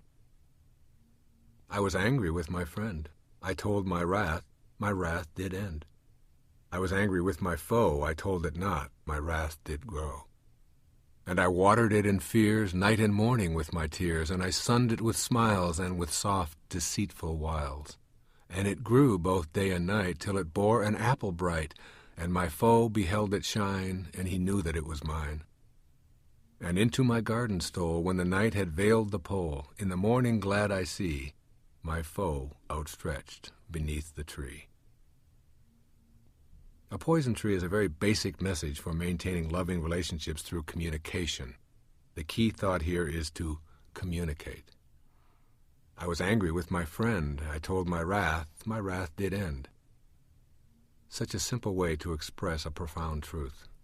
When you feel something and you have the common sense or the courage to express that feeling to your loved ones, the rage and the fury disappear almost as if by magic. My inclination has often been to stay silent about that which I feel angry. I admit to wanting to stew about it, play it over and over in my mind where I've extended dialogues with the person I feel angry toward. As long as I take this position of freezing out my loved ones or friends, the wrath persists. Yet when it finally does come out and we are able to communicate about it, expressing our authentic feelings, regardless of how absurd they may sound to the other person, magically and almost instantaneously, the fury subsides. I was angry with my foe. I told it not. My wrath did grow. This is precisely the lesson that I have had to learn, and I admit to still working on it today, each and every day in my life. In past relationships, ironically, I created foes out of those I loved the most. The moment that I made them a foe, I kept my wrath inside, playing intellectual games with myself and creating an unbelievably complex scenario that only I was privy to. Thus, the inclination to keep my wrath within, unexpressed, allowed me to create what Blake calls a poison tree. I would water it with my tears and sun it with deceitful smiles, and the result? it would continue to grow and bear fruit. And the fruit is definitely poison, so much so that it would eventually destroy those to whom I had given the tag of foe. There they were, outstretched beneath the tree. The message of this poem is profound. It applies not only in personal relationships, but in dealing with everyone in your life. Anytime you feel that spark go off inside of you, and your wrath begins to grow, you are headed for a potential morass. The way out of that potential morass is to stop and make that person a friend rather than a foe. Tell them, I feel that you are attempting to manipulate me right now, and I would prefer that it stop. This kind of honest, no-nonsense statement will put the wrath aside and inhibit the growth of a poison tree that will ultimately destroy you or whomever has become your foe. Similarly, in close family relationships, when you feel something like anger, practice mustering up the courage to say how you feel without being abusive or loud. I have found with my own children that when I give the silent treatment, the anger doesn't subside. In fact, it grows worse because each of us is growing our own poison tree inside because we've made foes of each other. When we sit down and I express how I am feeling and what my disappointments are, it generally leads to an open discussion in which we both express ourselves and ends with a hug and an I love you too, Dad. Amazingly, I told my wrath. My wrath did end. These are 8 words that you might want to memorize as you think about ways to make your relationships work at a blissful level more frequently. It is inevitable in any partnership for 2 people to have conflict. I often express my feelings that any relationship in which 2 people agree on everything, one of them is unnecessary. Your soulmate is often the person who is most unlike you, the one who can push the buttons that send you into a frenzy. That person is your soulmate precisely because of this power. When you find yourself in a fury, the person who you perceive as causing it is your greatest teacher at that moment. They are teaching you that you have not yet mastered yourself, that you still do not know how to choose peace as that button is being pushed. The way to that peace is to tell your friend or your lover or your child or your parent or your mother-in-law exactly how you feel. Do this from a position of being detached and honest, and watch how your wrath disappears. You will have removed entirely the possibility of nurturing and producing a poison tree. To put the ideas of William Blake's famous poem into your own life, begin by following these simple suggestions. 1. When you find yourself in the midst of a freeze-out, either self-imposed or otherwise, break the silent treatment with a simple opener. Say something like, can we both agree to state how we are feeling right now without any judgment about it? 2. Use your opener to state directly how you feel by prefacing your statements with, I feel. Emphasize that at this moment, what you most need is a loving response to the way that you are feeling. Own your feeling and feel your feeling as you would with a friend who you can count on sharing your feelings with. At issue here is not the problem, but communicating your feelings. Then listen and hear the feelings of the other person with love and without defensiveness about the issue. Befriend the feelings. 3. Give yourself a self-imposed time limit for how long you will stay in a period of no talking. If you say 1 hour, then no matter how embarrassed or hurt you might feel, open the lines of communication. You will see that communicating rather than stifling yourself will end the rage almost immediately. And 4. Don't ever go to bed still holding on to your wrath. This will literally impact the field of energy that you both share and intensify the growth of a poison tree. Before going to sleep, simply state your feelings and make an effort to show a sign of affection, even if it means losing face and subduing your ego. The more you can create an atmosphere of open honesty, particularly regarding those areas of disagreement, the less likely those disagreements will turn into being disagreeable. It is in the time of being disagreeable that a seedling sprouts and eventually nourishes a poison tree.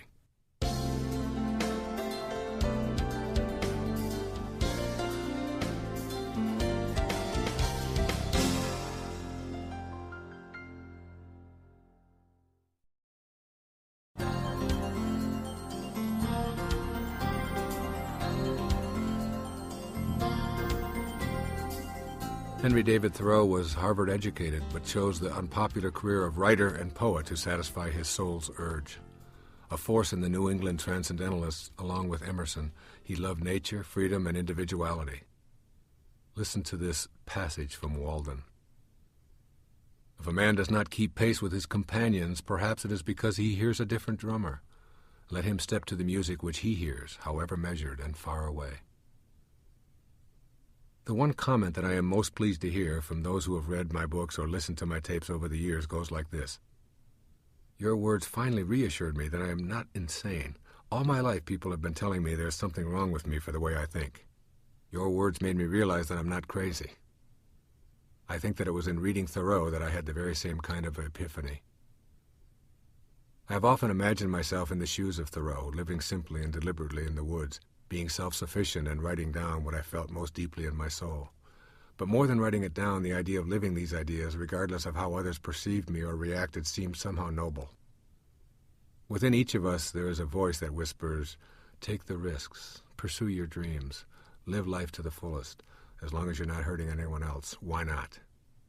Then outside of us there are voices that scream, don't be a fool, you're going to fail. Be just like everyone else. If you do what you want, you're being selfish and you're hurting others. These loud, incessant dictates of our companions urge us to keep up with them and threaten to ostracize us when we fail to do so. I have observed that society in general always seems to honor its living conformists and its dead troublemakers. Everyone who has ever made a difference in any profession has listened to the music he or she hears and proceeded independent of the opinion of others. In doing so, they are labeled troublemakers, incorrigibles, even misfits.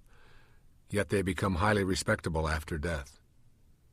This includes Henry David Thoreau, who was vilified for his position in his essay on the necessity of civil disobedience, and jailed for refusing to obey what he considered absurd rulings. Yet today he is required reading in virtually all high schools and universities.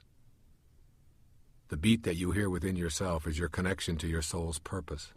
It will continue to plague you when you ignore it or suppress it in an attempt to conform with society. Those who implore you to march to the beat they hear are often well-intentioned and coming from a position of love for you. They'll tell you, I only have your very best interest in mind, and I am the voice of experience. You'll be sorry if you don't follow my advice. You listen and you try so hard to be just like everybody wants you to be. Yet that nagging drum beat that no one else seems to hear faintly thumps in the farthest reaches of your awareness. If you continue to ignore it, you will live a life of frustration. You may even learn to suffer in comfort, which is the very best you'll be able to achieve. Thoreau is speaking directly to you from the mid-19th century about your own self-sufficiency and happiness. Whatever it is that you feel compelled to be or do is the voice of your soul pleading with you to have the courage to listen and act upon the melody only you hear, as long as it does not interfere with anyone else's right to pursue their dreams. And so it is with those around you who are also hearing a drumbeat that is foreign to you. They too must be allowed to step to the music they hear, even though it may sound strident and off-key to you. If everyone marched to the very same music and no one ever strayed from that conformity, we would all still be living in caves and preparing the same old recipe. Take one whole buffalo, skin it, burn it, and devour it. Progress is the result of individuals first listening to what their hearts tell them, and then acting on those messages despite the protestations of the tribe. Imagine yourself walking through the woods with Mr. Thoreau back in the 1840s before the Civil War. His observations were based not on some philosophy he had read or heard, but from his own direct experience of feeling the outrage of conformity and seeing the horrors of how Native Americans were being treated by the white man. He knew that to go along with the popular idea of removing Indians from their lands was our very own Holocaust. And so he left to live in nature and experience self-sufficiency away from the pressures of the larger group. He did not keep step with his companions, and at the time he was criticized for it. Yet time has revealed him to be one of those troublemakers we revere. Walk with Thoreau in your own mind. Listen to the voice you hear and the drumbeat only you can feel, and honor it, while honoring it in those you love as well. It is the ultimate act of unconditional love. While it may not get you any awards while you are alive, you can take comfort in knowing that you fulfilled your own divine purpose and encouraged others to do the same. To put Thoreau's advice into practice, first, refuse to evaluate yourself as sane or insane on the basis of how you fit in with the expectations of those around you. If you feel it and it harms no one, then it is authentic and very sane. Second, remind yourself that you will have to incur the misunderstanding and perhaps even the wrath of those in your immediate tribes for having the temerity to march to your own drumbeat. Don't take it personally, even for one moment. It is merely a strategy to get you to conform, and when you fail to react, the wrath will quickly disappear. Third, allow those in your immediate sphere, family and friends, to have the joy of blissfully marching to their own beat without having to explain or defend their choices. You will be substituting anger and resentment for peace and love, and everyone will enjoy the original music they hear. American poet, essayist, and philosopher known for challenging traditional thought, Emerson's philosophy is characterized by its reliance on intuition as the way to comprehend reality. Listen to this excerpt from Self-Reliance by Ralph Waldo Emerson. These are the voices which we hear in solitude, but they grow faint and inaudible as we enter into the world. Society everywhere is in conspiracy against the manhood of every one of its members. Society is a joint stock company in which the members agree, for the better securing of his bread, to each shareholder, to surrender the liberty and culture of the eater. The virtue in most request is conformity. Self-reliance is its aversion. It loves not realities and creators, but names and customs. Whoso would be a man must be a nonconformist. He who would gather immortal palms must not be hindered by the name of goodness, but must explore if it be goodness. Nothing is at last sacred but the integrity of your own mind.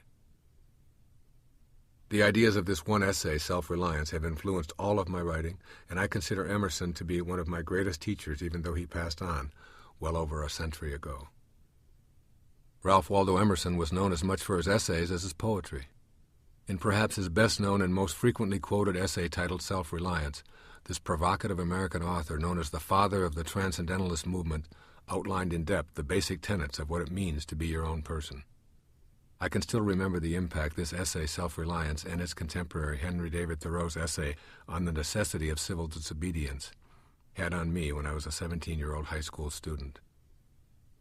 In this brief excerpt, Emerson speaks to the necessity of being a nonconformist in order to be fully alive, and of the need to resist enculturation. Society demands conformity at the expense of individual liberty, he asserts, which is to say that it demands that you fit in or be an outcast. Emerson insists on the integrity of the individual mind, maintaining that it is essentially sacred. Now remember that Emerson was also a minister who is informing us that the mind is what is sacred, not the rules, not the laws, not the societal mores, but your mind. Further on in Self-Reliance, Emerson declares, "No law can be sacred to me but that of my nature." This profoundly courageous statement is from a fearless man who knew that divinity and sacredness are not in the institutions of the church but in the minds of individuals. Our conduct makes us divine creatures, not our memberships. How we use our minds as free-thinking people is what makes us sacred, not how well we cite the laws to protect our malice or vanity.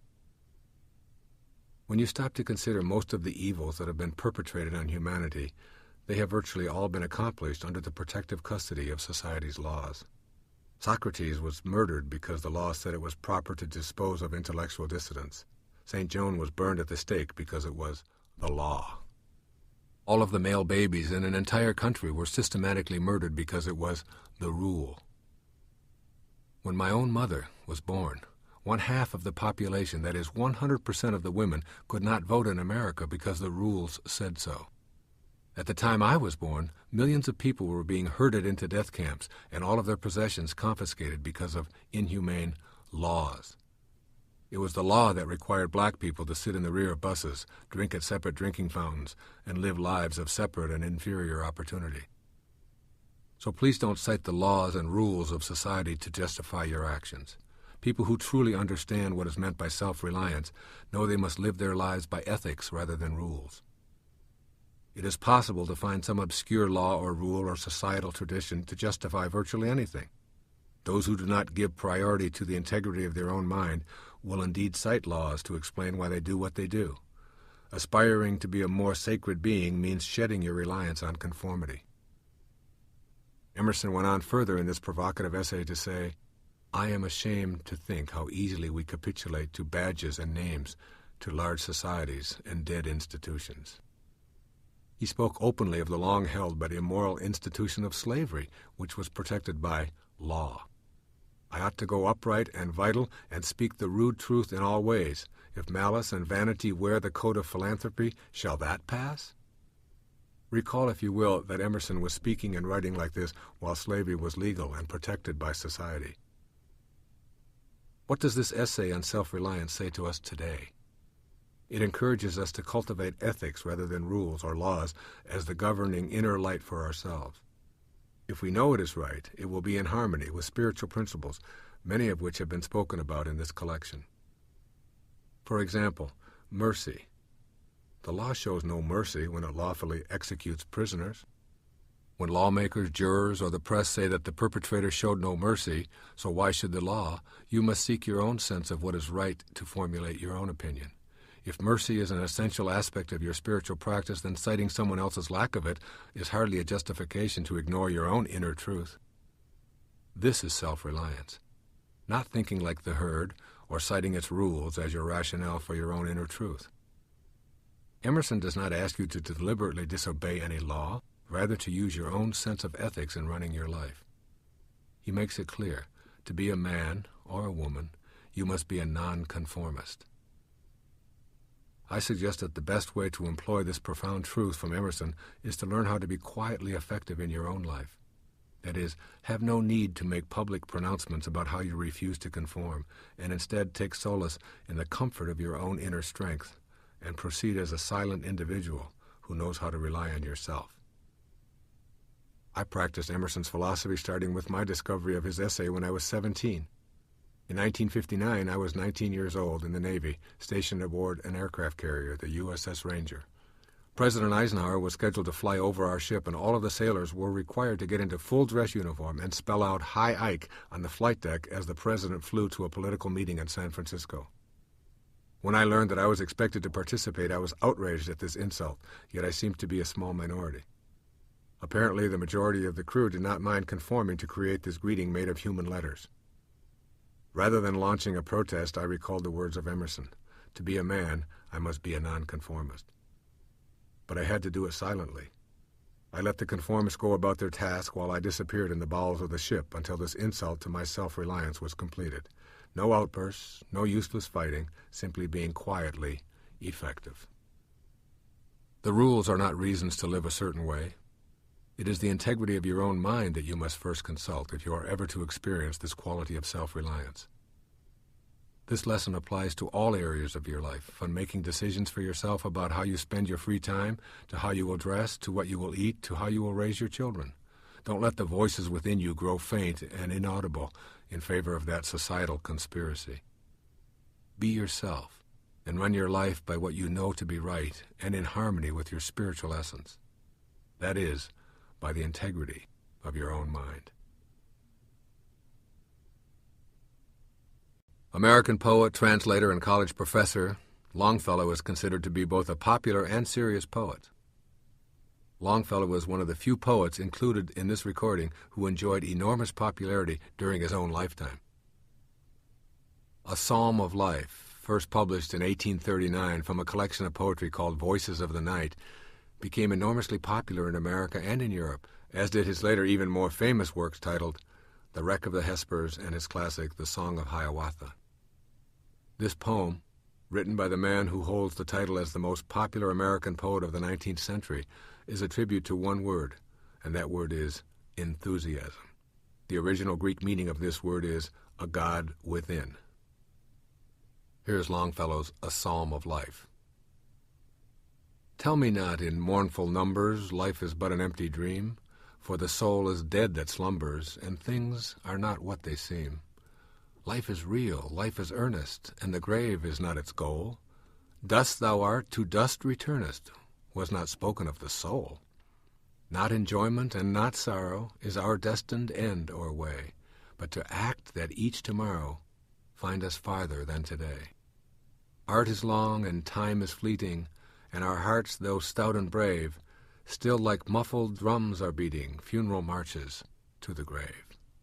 In the world's broad field of battle, in the bivouac of life, be not like dumb driven cattle, be a hero in the strife. Trust no future, however pleasant, let the dead past bury its dead, act in the living present, heart within, and God o'erhead. Lives of great men all remind us we can make our lives sublime, and departing, leave behind us footprints on the sands of time. Footprints that perhaps another, sailing o'er life's solemn main, a forlorn and shipwrecked brother, seeing, shall take heart again. Let us then be up and doing, with a heart for any fate, still achieving, still pursuing, learn to labor and to wait.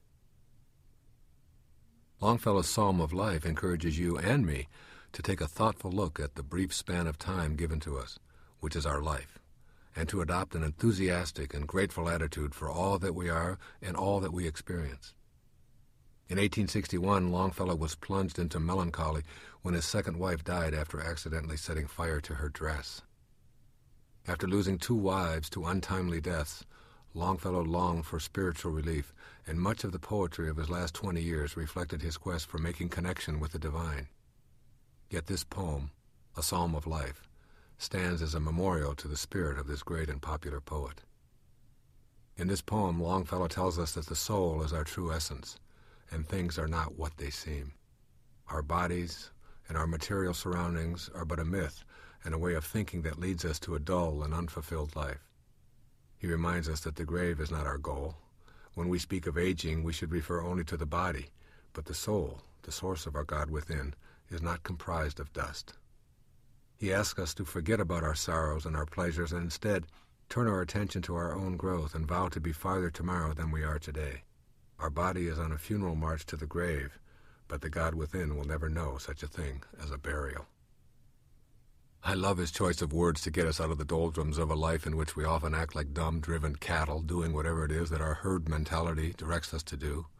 Rather, he says, be a hero, which I interpret to mean, be enthusiastic until it positively thrills you. Demonstrate your enthusiasm for life and radiate it outward in everything that you do until it infects all those around you. This is heroism. You don't have to run into a burning building to save a child to be a hero. You just have to be in touch with that God within. Enthusiasm is not something granted to some and absent in others. All of us have a God within. Some of us choose to be in touch with it and display it, while others mask it and allow it to remain dormant. We let our inner God be dust, even though the poet reminds us, dust thou art, to dust returneth, was not spoken of the soul. Enthusiasm is a quality that nourishes success. When people ask me the secret of giving a great talk, I tell them it's being authentically enthusiastic. Be this, and you will be loved and forgiven for any flaws. Notice those people who have this heart for any fate and continue to achieve and pursue regardless of their circumstances. They love to laugh. They get excited over even the smallest of things. They don't seem to know how to be bored. Give them a gift, and they will hug you in appreciation and put it to use instantly. Give them a free ticket to a concert, and they bubble with delirium over the unexpected opportunity. Go shopping with them, and their eyes are open, appreciating everything in sight and never complaining. Don't you just love being around them? This is enthusiasm. It is the God inside all of us that wants us to know what Longfellow means when he says, life is real, life is earnest. Emily Dickinson was an American poet who spent her life in Amherst, Massachusetts. She wrote close to 2,000 poems during a reclusive life dominated by a stern Calvinist father. Like Whitman, Frost, and Emerson, she wrote about an inner spirit in nature and mankind. This poem is entitled The Single Hound, and it's one of my very favorites. This quiet dust was gentlemen and ladies, and lads and girls, was laughter and ability and sighing, and frocks and curls. This passive place, a summer's nimble mansion where bloom and bees fulfilled their oriental circuit, then ceased, like these. I've always been intrigued by this poem and quote it frequently in my lectures. I feel as if I'm personally delivering a message from one of my favorite 19th century poets. When you look around at your body and your world through this poem, you have to admit that everything you see, everything you experience with your senses, will someday be quiet dust. When you die, the instant after leaving your body, it will weigh precisely the same as when you were alive. Imagine that. Your body is the same weight, alive or dead. My conclusion here is that if the body weighs the same when life leaves as it did when it occupied it, then life is weightless. You cannot weigh, measure, compartmentalize, identify, or otherwise put boundaries on life. Emily Dickinson poetically describes this part of ourselves, the part that defies the dust bowl of the material world. Scientists explain this material world as a planet with a finite supply of minerals. By this they mean that the total supply of minerals is already here on the planet. There's no outside source of minerals.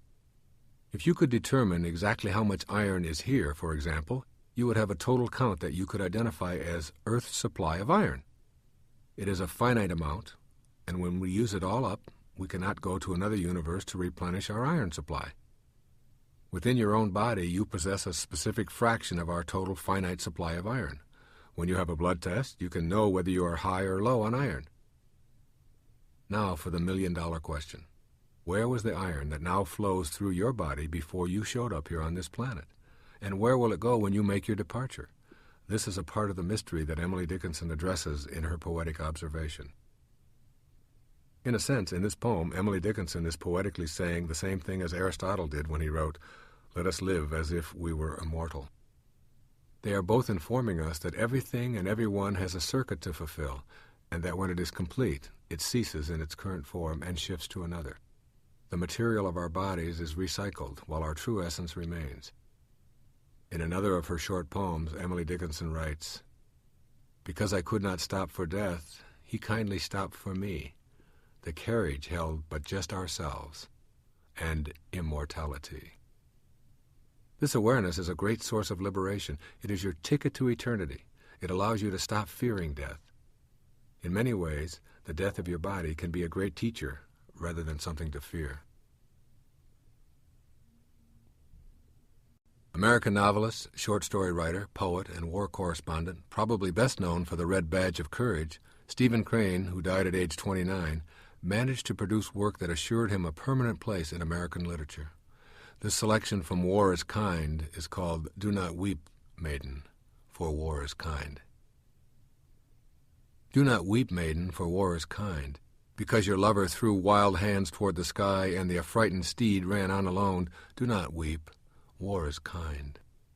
Hoarse, booming drums of the regiment, little souls who thirst for fight, these men were born to drill and die. The unexplained glory flies above them. Great is the battle god, great, and his kingdom a field where 1,000 corpses lie. Do not weep, babe, for war is kind. Because your father tumbled in the yellow trenches, raged at his breast, gulped and died, do not weep. War is kind. Swift blazing flag of the regiment, eagle with crest of red and gold, these men were born to drill and die. Point for them the virtue of slaughter. Make plain to them the excellence of killing, and a field where 1,000 corpses lie. Mother, whose heart hung humble as a button on the bright, splendid shroud of your son, do not weep. War is kind. The youngest of 14 children, Stephen Crane, lived a short but highly explosive life. He wrote about what simultaneously seemed to both attract and repel him. The violence of the streets and the victims it creates was the subject matter of his first novel, The Story of Maggie, a Girl of the Streets, a sympathetic story of an innocent girl from the slums and her descent into prostitution and eventual suicide. In 1893, this topic was so taboo in literature that it was privately printed, and Crane had to use a pseudonym. This was followed in 1895 by his classic story of the horror of war, The Red Badge of Courage. He wrote of his aversion to violence, his sympathy for victims and the downtrodden, yet he was equally attracted to report and to experience firsthand these outrages, and once settled with a former brothel house proprietor. Stephen Crane's career as a writer and a journalist covering wars whenever they cropped up on the planet was brief. He died at 29 of malarial fever and tuberculosis, contracted while in Cuba covering the Spanish-American War. For me, this poem of deep irony is not only a disparaging attack on war and all of its horror, but it stands as a classic statement against violence of any kind. Also included is the violence that we observe daily of man's inhumanity to man and the rage and fury within our own hearts. These are equally as destructive and are also the subject of the poet's lament against war. His ironic poem, War is Kind, is a commentary on all of what he termed those little souls who thirst for fight, who find virtue in something so horrifying as slaughter, and excellence in a field of 1,000 corpses. For me, this is a lesson to look within myself for any remnant of a little soul who might find glory in the trumpeting of man's inhumanity to man. It is a reminder to allow my big soul to triumph over its lesser compatriot, and to suppress curiosity or fascination with violence of any kind. There are people who carry guns and leave maidens weeping all over the world, be it on battlefields or in our homes, schools, streets, and playgrounds. All seem to be men who were born to drill and die, yet we do not believe that anyone has such a destiny at birth.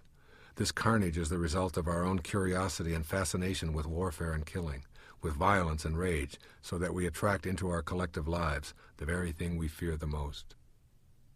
We live in a more subtle fashion the same kind of life as the poet Stephen Crane, attracting to ourselves that which repels us. Our fascination with violence and its ultimate implementation, killing, is reflected in our preoccupation with action films wherein human life is reduced in value so much so that the taking of these lives is considered to be entertainment. Killing for the sake of keeping the customers happy takes its toll on our collective consciousness, whether we recognize it or not. Yet there is much to weep about, and there is no shortage of tears. Maidens howl in anguish every hour of every day as loved ones fall victim to our almost insatiable attraction to war and unnecessary violence. We live in the most violent society on earth, where hundreds of thousands are killed and maimed yearly with barely a flicker of attention from our leaders chastising anyone on human rights. Recently, state officials from China were not to be granted full diplomatic recognition in an official visit because their country was being bitterly criticized for their stand on human rights. This seemed to me to be as ironic as Stephen Crane's poem, "Do Not Weep, Maiden, for War is Kind." To make a huge dent in this kind of fascination with war, killing, and violence, we must first look within our own hearts and allow the big soul to triumph over those inclinations. We must find the place within ourselves where we know that in some non-earth-based way we are all connected by an invisible organizing intelligence, and we need to live in this awareness. We must refuse to participate in any form of activity which purports to be entertainment, which trivializes violence and killing. We must teach our young sons that they were not born to drill and die, not born to throw their hands toward the sky in some kind of ego ritual to dying in battle as a badge of courage. We must raise them to have disdain for violence and to learn to check the impulses of fury brought on by an over-identification with ego's need to be triumphant in battle. We must teach them and ourselves the value of cooperation over competition, and to understand the great wisdom in the Native American homily, "No tree has branches so foolish as to fight among themselves."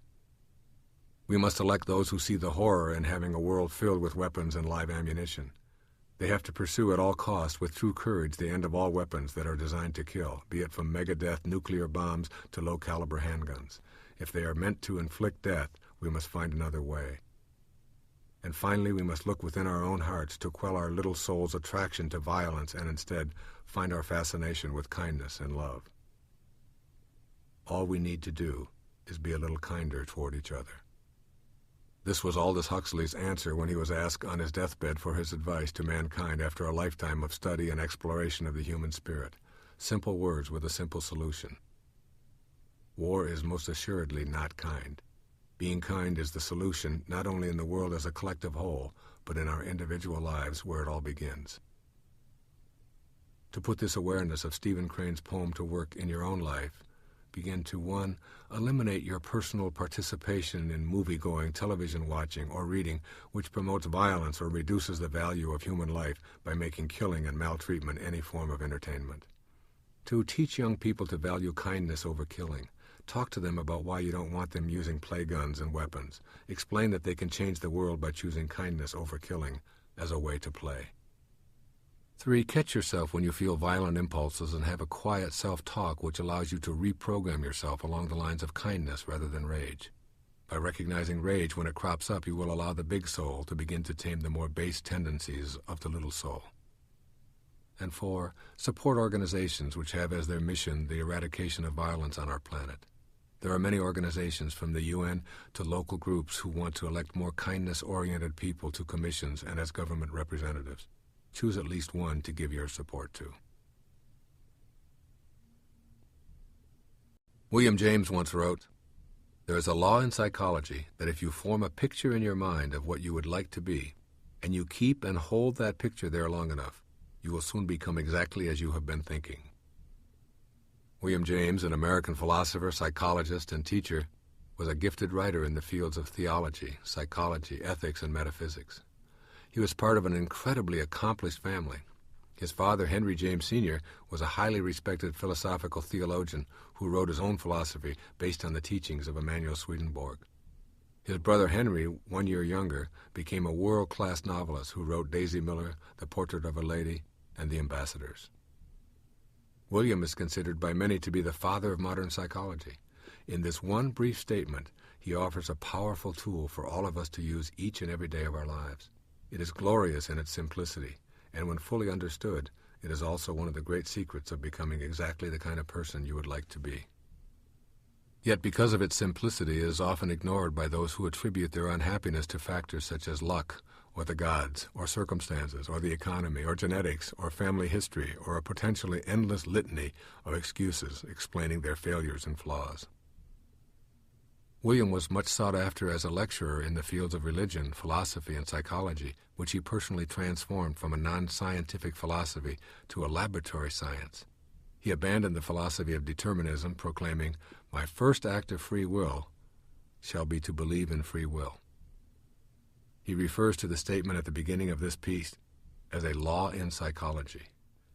This process of forming a picture in our mind is often referred to as visualization, and is based on the biblical idea, "As ye think, so shall ye be."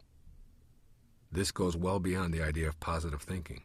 If you want to see your life work at an entirely new level, I encourage you to discover how this law works for you personally. We think in pictures, just as we dream in pictures. Not words, sentences, or phrases, but mental images. The words are symbols enabling us to communicate or describe those pictures. It is this picturing process that William James is saying that you control with your free will. If you can learn to hold those pictures long enough without allowing anyone to weaken them, you will actually convert those pictures into your reality.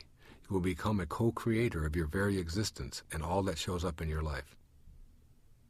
I have written an entire book and produced a recording based on the principles involved in this process called Manifest Your Destiny, and I choose not to repeat those 9 principles here. What I will do is offer you what I think of as the 4 R's for putting this idea to work beginning today. Here are the 4 R's in one sentence. What you really, really, really, really want, you will get. The first R stands for what you really wish. Here is where you form a picture of what you would like in your life, such as a promotion, a new car, weight loss, non-addiction, or whatever. Once the picture is formed, you wish for it by seeing yourself in the job or driving the new car or at your desired weight or non-addicted. Everything you manifest begins with a wish based upon an inner visualization. The second R stands for what you really desire. The difference between merely having a picture in your mind that you wish for and a desire is in your willingness to ask for it. Ask and you shall receive is not an empty promise. Whatever it is that you have wished for in your imagery, ask out loud but privately to receive. God, I am asking for your cooperation in bringing this picture to me in a material way. The third R stands for what you really intend. Now you take the picture which you have wished for and asked for, and you frame it into a statement of intention or will. It goes like this. I intend to bring this picture into my world with the cooperation of whatever you prefer to name as the creative intelligence. There's no room here for doubt with such statements as, if everything works out okay, or if I am lucky. A statement of intention is based on the law that William James stated for you at the beginning of this passage. The fourth R stands for what you feel really passionate about, or what I call the hardening of the will. You are unwilling to allow anyone to discourage your passionate purpose or put a damper on your picture. You resist the negative opinion of others, and you remain silent as much as possible on what it is that you intend to produce into your life. This passion is what William James meant by, and you keep and hold that picture there long enough.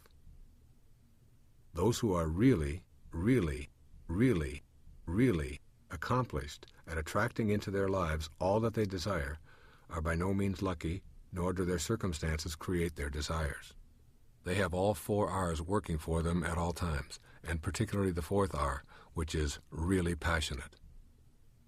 Virtually everything in my life, including all of my books and tapes, are the result of applying this law in psychology. It all begins with a wish. This recording, along with the book, began with a wish that I could write a book and produce a recording that interpreted the great wisdom of the people I've so admired all of my life and what they offer all of us today, even though they've all left our planet. I actually saw a picture of the various poems and contributions at the top of 60 pages in my essay to you, the reader. I then expressed this desire to my wife and my agent along with my editor at the same time as I asked for the ability and the cooperation of the universe in bringing it all about. This was followed by an intention to create such a book and record it, which I relayed to the various people and departments involved in the publishing process. Some liked it, some were a bit skeptical, telling me all the reasons why poetry analysis were not popular, and some discouraged me. I had my picture of the book, and I loved the idea of bringing these great masters to my readers and to those who listen to my tapes. Finally, my passion took over, and it was impossible for me to ignore my picture. As William James said, "You will soon become exactly as you have been thinking." And here it is. You're listening to it right now. The key to this is putting all 4 R's to work and really using them. What is it that you weren't willing to do to make it happen, is my response to the question I frequently hear as to why something didn't materialize as pictured.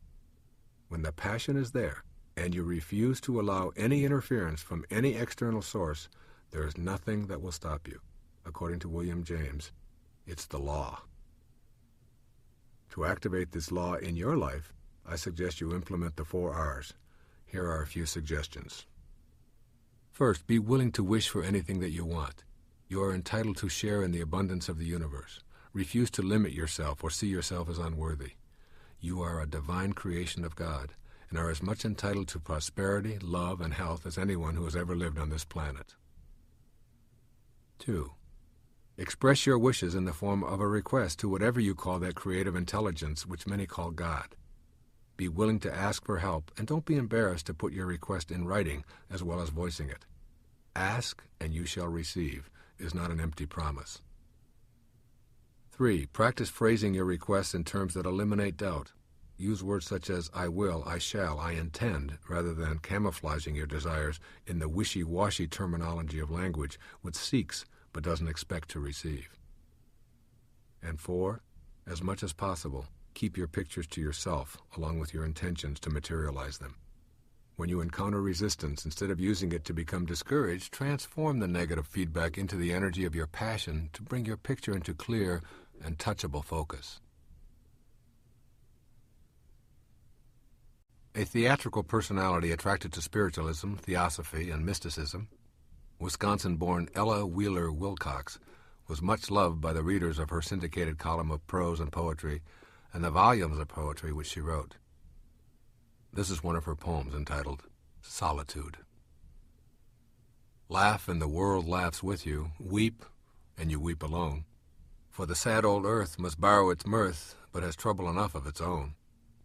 Sing and the hills will answer, sigh, it is lost on the air.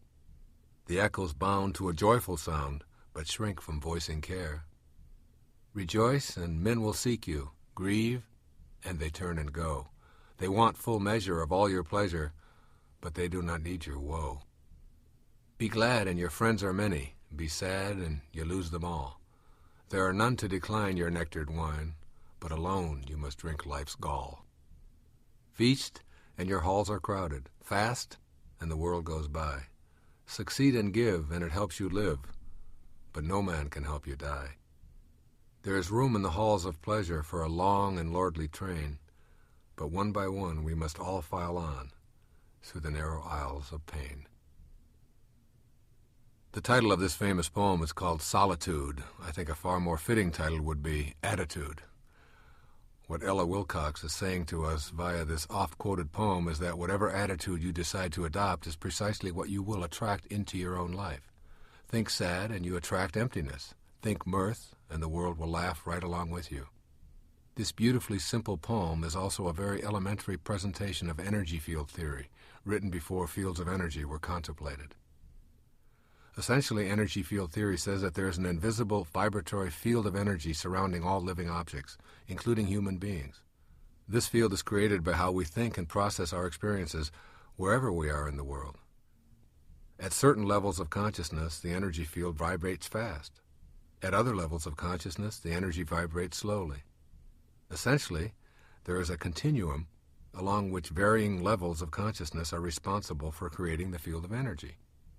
We encounter different energy fields when we are within each other's physical proximity. Where there is strong, continuous energy for extended periods of time, even when people are gone, the field of energy can remain intense. For instance, we often feel sad or happy without realizing that we have entered a field of energy that is invisibly present. While touring the home of Anne Frank in Amsterdam, I almost had to force myself to breathe. The air seemed so heavy throughout this house, which was now a museum where millions of people have come to share the story of Anne Frank. The joyous energy field also remains in places where it predominates. In the presence of highly advanced spiritual people, one can feel love and be transformed in consciousness just by being in their field of energy. Ella Wheeler Wilcox unknowingly captured the essence of field energy theory with these two famous lines: "Laugh and the world laughs with you. Weep and you weep alone."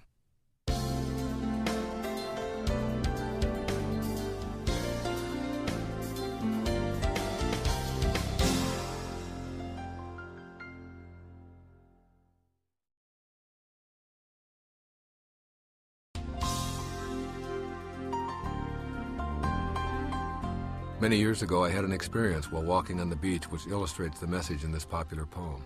A woman approached me who was moving to Florida from Chicago. She recognized me from a television appearance the night before. She said, "Do you live here in South Florida?" And I responded that I did and was taking a beach walk after returning from an all-night flight. Then she asked me a commonly heard question: "What are the people like here?" I responded with a question of my own: "What are the people like in Chicago?" She smiled broadly and told me how warm and friendly people were in the Midwest, and I told her immediately, "That's pretty much what you're going to find here." On my return walk along the same beach, a woman whose husband was being transferred to Miami from New York stopped me to say that she had seen me on television the night before and how much she enjoyed the show. We struck up a conversation, and then she asked me the same question I had heard only an hour before on the very same beach. Naturally, I asked her the same question in return: "What are the people like in New York?" She launched into a tirade on how insensitive, cliquey, and unfriendly it was in the big city, and I responded, "That's pretty much what you're going to find here." We attract into our lives pretty much what we ourselves project with our own attitude. In general, those who feel that the world is a cesspool notice the vermin, while those who believe in the goodness of humanity see others of like mind. Many people lament the poor quality of service in contemporary America. "You just can't get good service" is a gripe you hear daily. In fact, Time magazine did a cover story on the decline of service in every field, from retail stores and restaurants to getting your watch repaired. Recently, on a television show where everyone on the panel unanimously agreed on the poor quality of service, I disagreed. I explained that I felt expectation attracted what it expected. When I enter any retail store or restaurant, I expect to be treated cheerfully and politely, and that's pretty much what I get. If I can't find a salesperson to wait on me, I refuse to contaminate my energy field with thoughts of displeasure and disgust. Instead, I begin sending out the energy that I want to find. If I encounter a surly waiter, I immediately bring him into my field of energy with, "Looks like it's been a tough day. I understand. And you've just been rewarded with a customer who appreciates you and how tough your job is. Take your time." Lo and behold, the poet is right. Be glad, and your friends are many. Be sad, and you'll lose them all. Your field of energy radiates at whatever vibratory frequency you generate. You are impacting and being impacted by the energy fields of many people each and every day. Refuse to give energy to things you don't want or don't believe in is a very powerful piece of advice. Anytime you opt for weeping rather than laughing, sighing rather than singing, grieving instead of rejoicing, sadness over gladness, fasting in favor of feasting, or pain in favor of pleasure, you are making a choice to slow down your vibrations and to pollute your immediate mental energy field. Every morning as you take in your first view of day, you have the choice to say, "Good morning, God," or "Good God, morning." Whichever you choose is precisely the energy that you will invite into your life. Indeed, there is room in the halls of pleasure for a long and lordly train. Remember Ella Wheeler Wilcox's poem while you increase the vibration of your energy field with these adjustments to your attitude. Born in India of English parents, Rudyard Kipling was a successful novelist, and poet, and short story writer whose popularity in America was second only to Mark Twain during the 5 years he lived in Vermont while publishing The Jungle Books and Captains Courageous. This oft-quoted poem by Rudyard Kipling has long been a great favorite of mine. When I read it, I picture myself with any one of my 8 children on my lap while I impart the wisdom of the ages to his or her open and eager mind. In this fantasy, my child listens intently while I describe the secrets of the universe as though I am the enlightened master who has discovered them through a lifetime of struggle, and now, with fatherly wisdom, pass them on to the next generation, who will use this knowledge to transform their world. End of fantasy. Listen to this poem. It's called If. If you can keep your head when all about you are losing theirs and blaming it on you, if you can trust yourself when all men doubt you, but make allowance for their doubting too, if you can wait and not be tired by waiting, or being lied about, don't deal in lies, or being hated, don't give way to hating, and yet don't look too good, nor talk too wise. If you can dream and not make dreams your master, if you can think and not make thoughts your aim, if you can meet triumph and disaster, and treat those two impostors just the same, if you can bear to hear the truth you've spoken, twisted by knaves to make a trap for fools, or watch the things you gave your life to broken, and stoop and build them up with worn-out tools. If you can make one heap of all your winnings and risk it on one turn of pitch and toss, and lose and start again at your beginnings, and never breathe a word about your loss. If you can force your heart and nerve and sinew to serve your turn long after they are gone, and so hold on when there is nothing in you except the will which says to them, hold on. If you can talk with crowds and keep your virtue, or walk with kings nor lose the common touch, if neither foes nor loving friends can hurt you, if all men count with you, but none too much, if you can fill the unforgiving minute with 60 seconds worth of distance run, yours is the earth and everything that's in it, and which is more, you'll be a man, my son. Rudyard Kipling's poem, If, does indeed inspire such a vision whenever I hear it, but it is purely a fantasy of mine.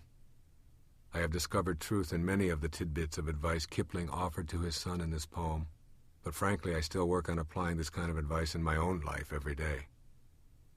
This famous poem by Rudyard Kipling, who won the Nobel Prize for Literature in 1907, has so much to offer every one of us. The lofty ideas in this 4-stanza poem inspire me to be a better man each time I read it and share it with my children or students or audiences. I have included If in this collection because of my desire to share it also with you. That is, I want you to feel inspired to not only be able to help others to improve their own quality of life, but to also feel inspired to become a better person yourself. There are so many messages in these 32 lines of poetry. Let me tell you what inspires me in this poetic advice.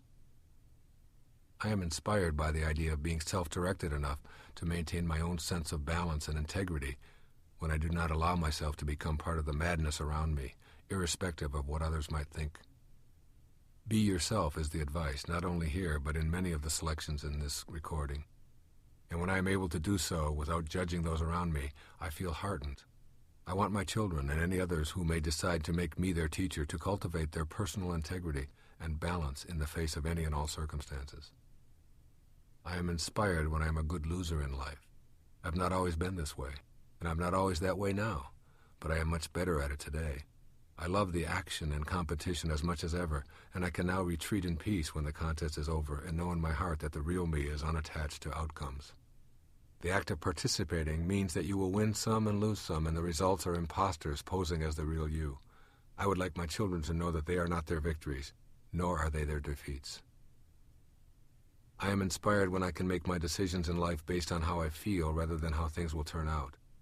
Those are the times when I can turn down a lucrative offer to host a television show in favor of speaking at a benefit and not only not worry about it, but not feel the need to mention it to anyone, and when I can be generous anonymously.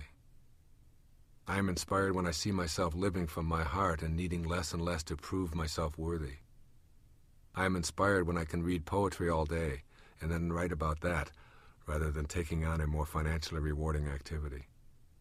I am inspired when I notice that I no longer am compulsively attached to convincing others that I am right, even if I know the truth of what I am saying to be exactly right for me. I want my children and my students to know the joy and fulfillment of following their own destinies and pursuing their own heroic missions, even if those around them, including me, would prefer another course. All of these qualities that Kipling so brilliantly portrays in his poem If signify to me what he truly means in his conclusion. If you can do all these, you too will feel inspired, and yours is the earth and everything that's in it, and which is more, you'll be a man, my son. This was his way of saying to his son that maturity is being your own person without judgment toward others. When you are grown up in these ways, you will have everything you could ever want. Known as Mahatma, which means great soul, Gandhi advocated nonviolence in his fight for independence and civil rights for the people of India. Both the secret for manifesting what you desire into your life and the mysteries of quantum physics are partially revealed in these brief words of Mohandas Gandhi. He says, "Strength of numbers is the delight of the timid. The valiant in spirit glory in fighting alone."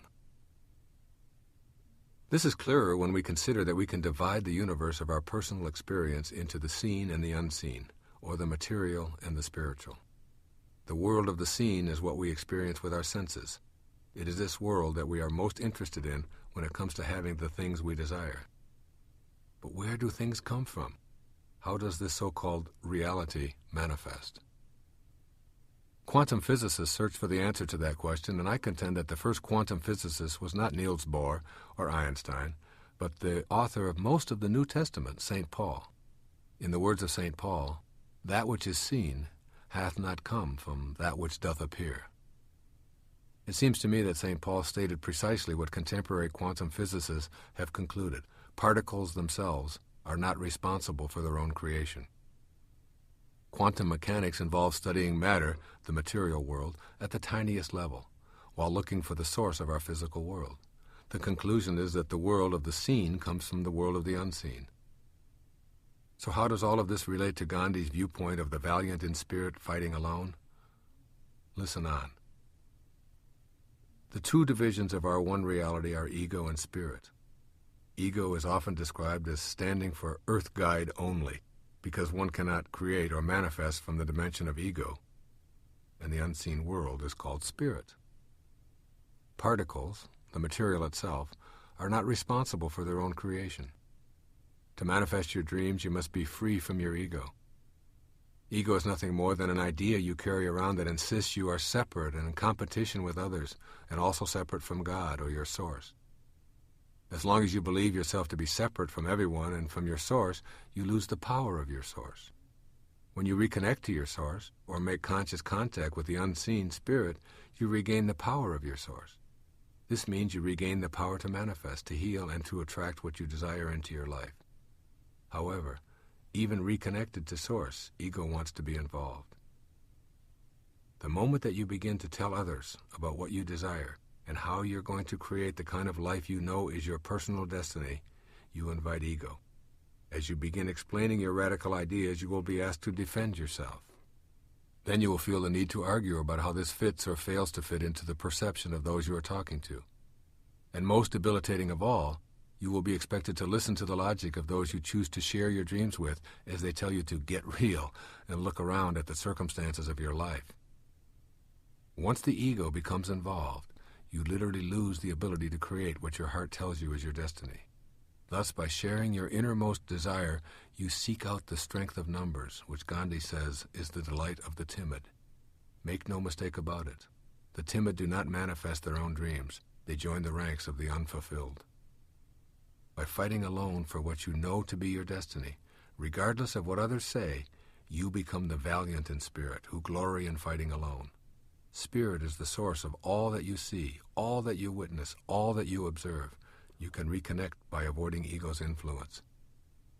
This means specifically keeping your dreams to yourself and sharing them only with God, or whatever you call that invisible source of everything in our material world.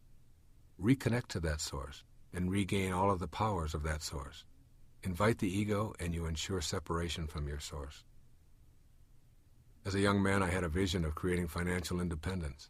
I shared my plan with family and friends. Each time I related how I was going to first pay myself 1/5 of everything I earned before anything was spent elsewhere, I heard all sorts of objections to my financial strategy. I remember being told, "You're out of touch with reality. You can't save 20% of your income, pay taxes, pay your bills, and take care of your family. It's impossible." I defended my plan, explaining how compounding the interest and not touching the principal would lead to living off of the tax-free interest in less than 15 years. But I would become discouraged listening to the experts, in quotes, who were majoring in poverty. I learned to keep my mouth shut and proceed silently. I found that the less I needed to tell others of my vision, the faster my vision began materializing. By removing my dream from the ego state and instead relying on the silent power, I attracted into my life a financial independence that reflected my inner vision. Gandhi's words remind me of that earlier time of my life, and they are a succinctly powerful reminder in today's world. Resist the need to have many people endorse your dreams, and instead be a valiant spirit who glories in trusting your inner guidance. Another way of saying this is less sophisticated, but equally as profound. If you follow the pack, you're going to end up stepping in a lot of what they leave behind. American poet Langston Hughes also wrote humorous newspaper sketches, a novel, and a short story collection. He is most widely known for his poems, which use the rhythms of the blues and the ballad, are often documentary and deal with the trials and joys of the African American. This brief poem, written in a quick, witty style by the man I consider to be the forefather to the American civil rights movement, is a tribute to the healing effect of forgiveness, as well as a parody on the absurdity of labeling people on the basis of physical appearances, particularly the color of one's skin. It's entitled Cross. My old man's a white old man, and my old mother's black. If ever I cursed my white old man, I'd take my curses back. If ever I cursed my black old mother and wish she were in hell, I'm sorry for that evil wish, and now I wish her well. My old man died in a fine big house. My ma died in a shack. I wonder where I'm going to die, being neither white or black. The final line in each of the first two stanzas sends a powerful message to all of us. They sum up what true spirituality as well as socio-mental health truly is. I take my curses back, and now I wish her well. What is Langston Hughes saying to us through these lines? I believe he is expressing that he is spiritually mature enough to say to his parents, I forgive you, and I'm sorry for any evil thoughts I've ever directed your way. The freedom in a simple act of forgiveness saves the expense of anger and the high cost of hatred. Forgiveness can buy peace of mind. Think of everything that has ever been directed at you for which you bear grudges or hostility. Every hurt or sting is like being bit by a snake. You rarely die from the injury, but once bitten, it is impossible to be unbitten, and the damage is done by the venom that continues to flow through your system. The venom is your bitterness and hatred that you hang on to, long after you've been hurt. It is this venom that will ultimately destroy your peace of mind. The antidote is forgiveness, which is not as difficult as you may want to believe. If you believe that forgiveness is a challenging and conflict-ridden act that you have to struggle with for a lifetime, I suggest quite the opposite is true. Forgiveness is joyful, easy, and most of all, exceedingly freeing. It relieves us of the burdens of resentment and past grievances, and is just another word for simply letting go.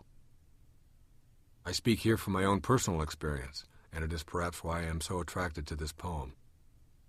My old man was a white old man who walked out of my life when I was an infant and never even bothered to make a phone call. Not once in his lifetime did he ever call to see how his 3 boys were faring.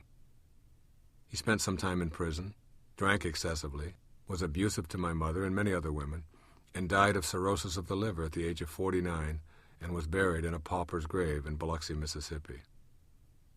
I carried the burden of resentment and hatred until I was in my early 30s, when I went to his grave and said essentially the same thing that Langston Hughes said. I take my curses back. And in doing so, I literally transformed my own life.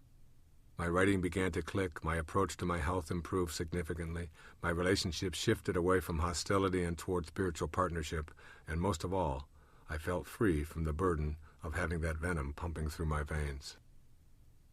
When we learn to pardon, we rise above those who have insulted or aggrieved us, and this act of forgiveness puts an end to the quarrel.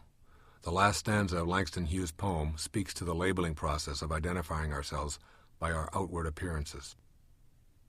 Søren Kierkegaard, the famed Danish theologian, remarked, "Once you label me, you negate me." The process of putting ourselves and others into neat little compartments on the basis of any label, and then making judgments about everyone on the basis of those labels, is as non-spiritual and dehumanizing an experience as I can imagine. Yet it is done all the time. Our governments ask us to fill out census reports and to neatly compartmentalize ourselves racially. Funding is allotted on the basis of these distinctions, and prejudices are rampant because we tend to identify each other on the basis of what we can see with our eyes rather than feel with our hearts. We know that we can exchange our inner organs and borrow each other's blood, and we know that our thoughts and our souls are colorless, yet we still need to put labels on ourselves on the basis of what is outside. We have a close friend who lives on Maui. His father is black and has long been separated from the family, and his mother is white. Like Langston Hughes, he has been raised by his mother and his grandmother. He once casually remarked to me that, being neither white or black, I really have no one to hate. There is much to learn from this observation. I love Langston Hughes' final two lines. They sum up the absurdity of ever putting any label of any kind on any person. I wonder where I'm going to die, being neither white or black. Such a dilemma. We know what to do with his old man and his old mother, but how do we deal with this? This man, Langston Hughes, wrote his poetry in the 1920s and 30s when racial hatreds and tensions were at an all-time high in America. And he spoke from his heart with great courage. Perhaps his most famous poem is I Too Sing America. I reproduce it here for you to listen to as you consider these twin themes of forgiveness and labeling. I am the darker brother. They send me to eat in the kitchen when company comes. But I laugh and eat well and grow strong. Tomorrow, I'll sit at the table when company comes. Nobody'll dare say to me, eat in the kitchen then. Besides, they'll see how beautiful I am and be ashamed. I, too, am America. He reminds us from a generation or two back that we act shamefully when we apply labels to anyone. And he was correct. Tomorrow nobody will dare say, eat in the kitchen. And it is so because a man like Langston Hughes was able to laugh and grow strong and feel beautiful, despite what anyone might say to the contrary. And yes, to be able to forgive. He reminds us that everyone is of equal value, as did William Blake, who also wrote of his disdain for prejudice and left his poetic reminder. In heaven, the only art of living is forgetting and forgiving. To put these ideas of Langston Hughes to work now in your own life, begin first to take stock of everyone who has ever wronged you in any way, regardless of how severe or recent it may have been, and make the choice to let go. Forgiveness is an act of the heart. Do it for yourself, to provide the antidote for the poison that you have allowed to circulate inside of you. And second, be aware that your parents and everyone else in your past did what they knew how to do given the conditions of their lives. You can't ask any more of anyone. Perhaps you would not have done it that way, so learn from it. Forgiving is recognizing that deep injuries will not recover until you forgive. So make that choice, and you will immediately feel freer than you've ever felt. Dr. Martin Luther King Jr. was a Baptist minister and a passionate fighter for civil rights through nonviolent action. Here's one of Dr. King's most famous quotes. The nonviolent approach does not immediately change the heart of the oppressor. It first does something to the hearts and souls of those committed to it. It gives them a new self-respect. It calls up resources of strength and courage that they did not know they had. Finally, it reaches the opponent, and so stirs his conscience that reconciliation becomes a reality. This reminds me of a story about the Buddha. It seems that a man had heard of the reputation that Buddha had for being peaceful and nonviolent regardless of what he encountered in life. This man decided to test the Divine One, and he traveled a long distance to be in his presence. For 3 days he was rude and obnoxious to the Buddha. He criticized and found fault with everything the Buddha said or did. He verbally abused the Buddha, attempting to get him to react angrily. Yet the Buddha never faltered. Each time he responded with love and kindness. Finally, the man could take it no longer. "How could you be so peaceful and kind when all I've ever said to you was antagonistic?" he asked. The Buddha's response was in the form of a question to the man. "If someone offers you a gift, and you do not accept that gift, to whom does the gift belong?" the Buddha replied. The man had his answer. If someone offers you a gift of their anger or hostility, and you do not accept it, then it still belongs to the giver. Why choose to be upset or angry over something that does not belong to you? This is the essence of the message that Dr. Martin Luther King Jr. offers us. When you choose the nonviolent approach, your first impact will be on yourself. You become less inclined to accept the gifts of ill will that come your way. You will simply, quote, pass when others try to seduce you into arguments or conflict of any kind. Your initial objective will not be to change anyone, but rather to deliberately and lovingly work on being an instrument of grace and indulgence. The more peaceful you become within yourself, the less you will be affected by the enmity or the disaffection of others. When Dr. King speaks of something happening to the heart and soul of those who are committed to nonviolence, he is not speaking exclusively of the civil rights movements or class warfare. He is telling us that if we can commit ourselves to a peaceful heart, we will behave more courageously and with a strength that we have never known before. As those around us attempt to draw us into their battles, our commitment to being peaceful allows us to have a different dialogue with ourselves before we even consider accepting of the gifts being offered. Our affirmation is, "I will choose peace rather than this." After a series of these dialogues, we react peacefully automatically. My wife Marceline is a very peaceful, meditative woman, and always has been in the 2+ decades that we've been together. In our earliest years, I would attempt to draw her into arguments with my rather loud logic, but she simply didn't play the relationship game that way. Essentially, she was telling me with her behavior, "I am not interested in fighting with you," and she displayed this by showing me a peaceful countenance and not joining in my attempts to argue. Before long, I realized that I was not going to bulldoze this woman into thinking my way. I realized that it is very difficult to pick a fight with someone who has no interest in fighting. She wasn't trying to change me with her behavior. She was responding peacefully from her commitment to nonviolent behavior. As you listen to these beautiful words of Dr. King, remind yourself that your objective in choosing to be a nonviolent person is not to change anyone or to fix the world. Your objective is to give yourself the self-respect that you deserve as a divine creation of God, and to remove the pain associated with conflict and dis-ease. You will then begin to effortlessly radiate that strength of self-respect and peace, and impact those around you simply by your presence. A nun who was a history and geography teacher and headmaster in Calcutta, Mother Teresa was called to leave the convent to help the poorest of the poor and live with them. In 1950, she and her helpers established the Missionaries of Charity. She had this wisdom to share with all of us. There should be less talk. A preaching point is not a meeting point. What do you do then? Take a broom and clean someone's house. That says enough. The most effective way to teach anyone what we would like them to know is through behavior, not words. Often, endless hours are spent in conversation expressing our frustration about what it is that we find objectionable, and verbally exchanging insults and examples of what is so exasperating. The desired change does not materialize, and you still experience the anguish of being mistreated. Mother Teresa, the diminutive spiritual giant who worked daily in the streets of Calcutta seeing Jesus Christ in all of his distressing disguises, as she put it, offers us some great wisdom in her briefly spoken advice. There should be less talk. There should be more action on your part. Words that are not backed by action become simply a preaching point and nothing more. If you want to make a point, you may need to create a meeting point with new and effective behavior. The old aphorism, I hear, I forget. I see, I remember. I do, I understand, applies not only to what you want to learn, but also to how you wish to be treated. Obviously, you cannot learn how to swim by simply listening to the words of others or watching other people in the water. You must do it in order to know it.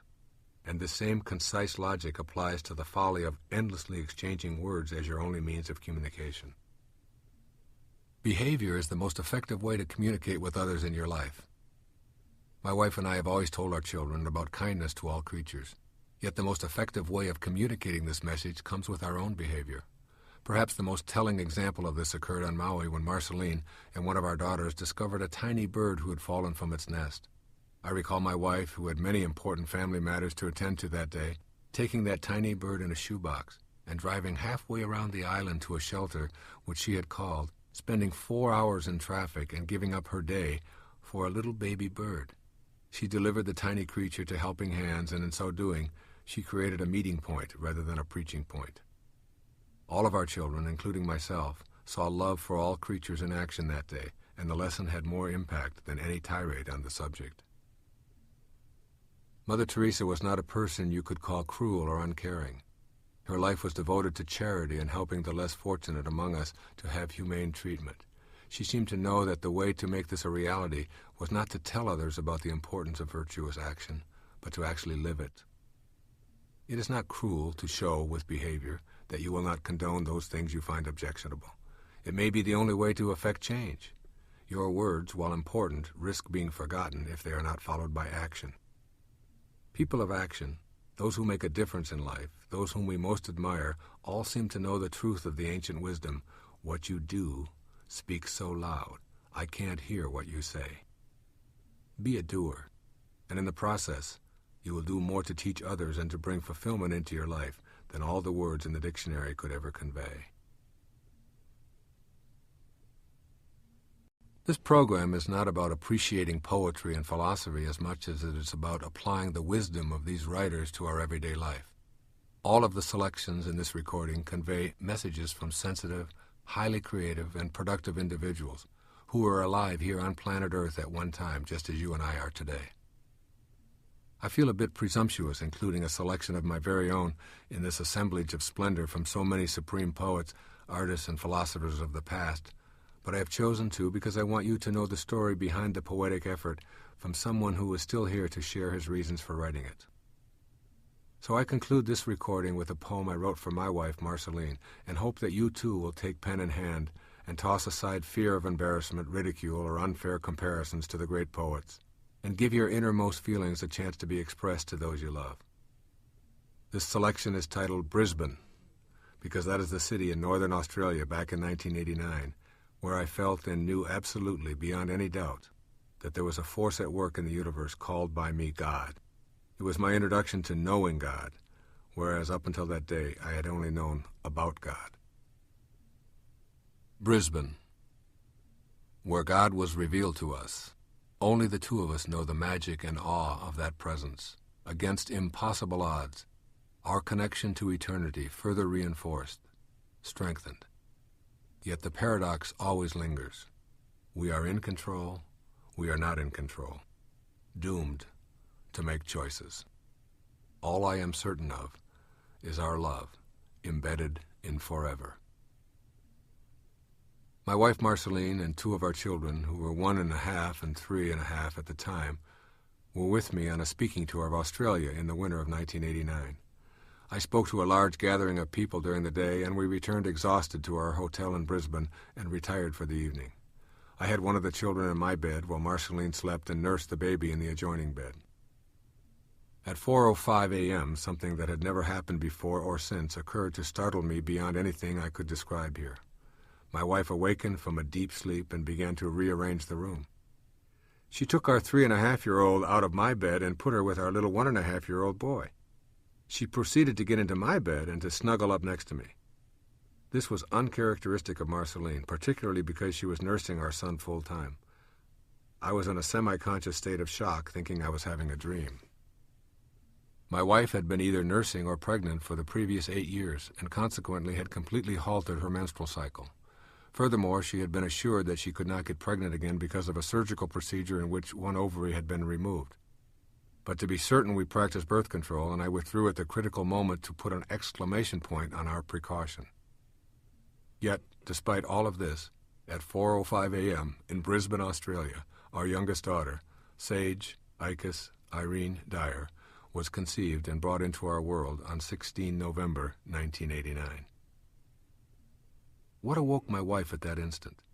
What caused this strange behavior by a woman who was always in control to appear to be almost obsessed?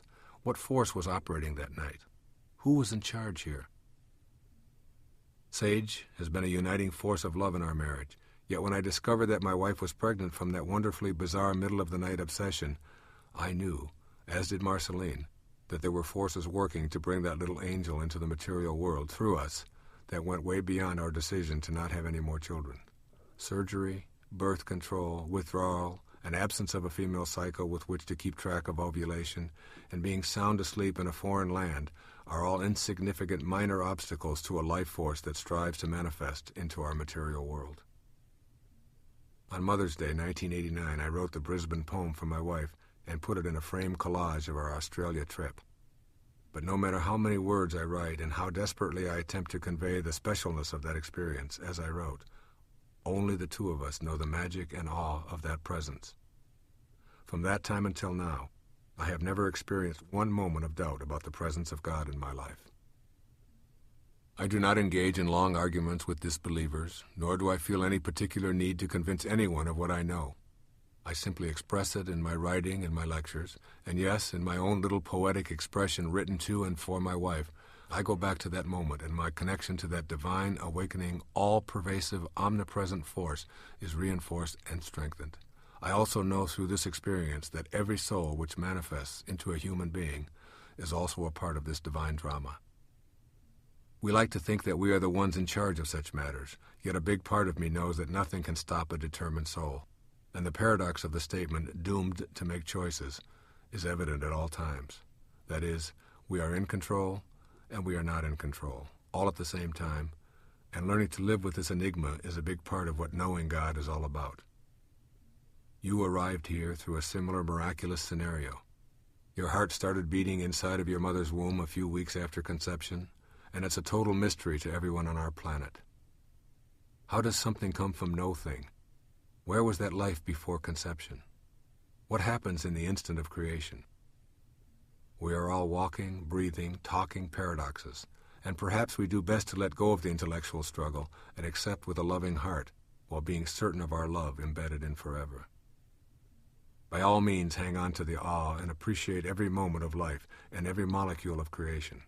But somewhere, deep down inside of you, in a tiny corner of your awareness, know for certain that there is one divine presence at work in you and in the entire universe as well, and that it never makes a mistake, despite what you may have come to believe over the years.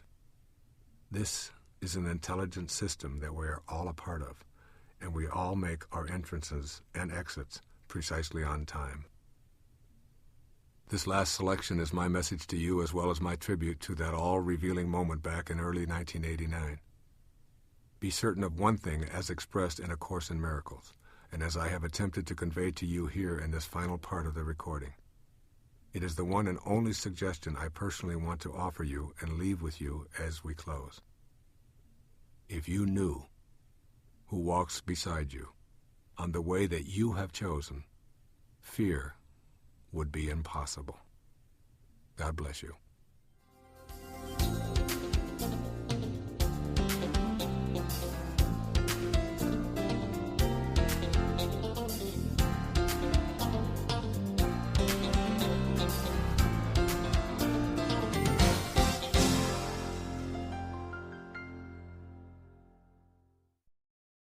We hope you've enjoyed this program from Harper Audio. To order additional cassettes or to receive a complete catalog of Harper Audio and Cadman titles, please call us at 1-800-331-3761. That's 1-800-331-3761.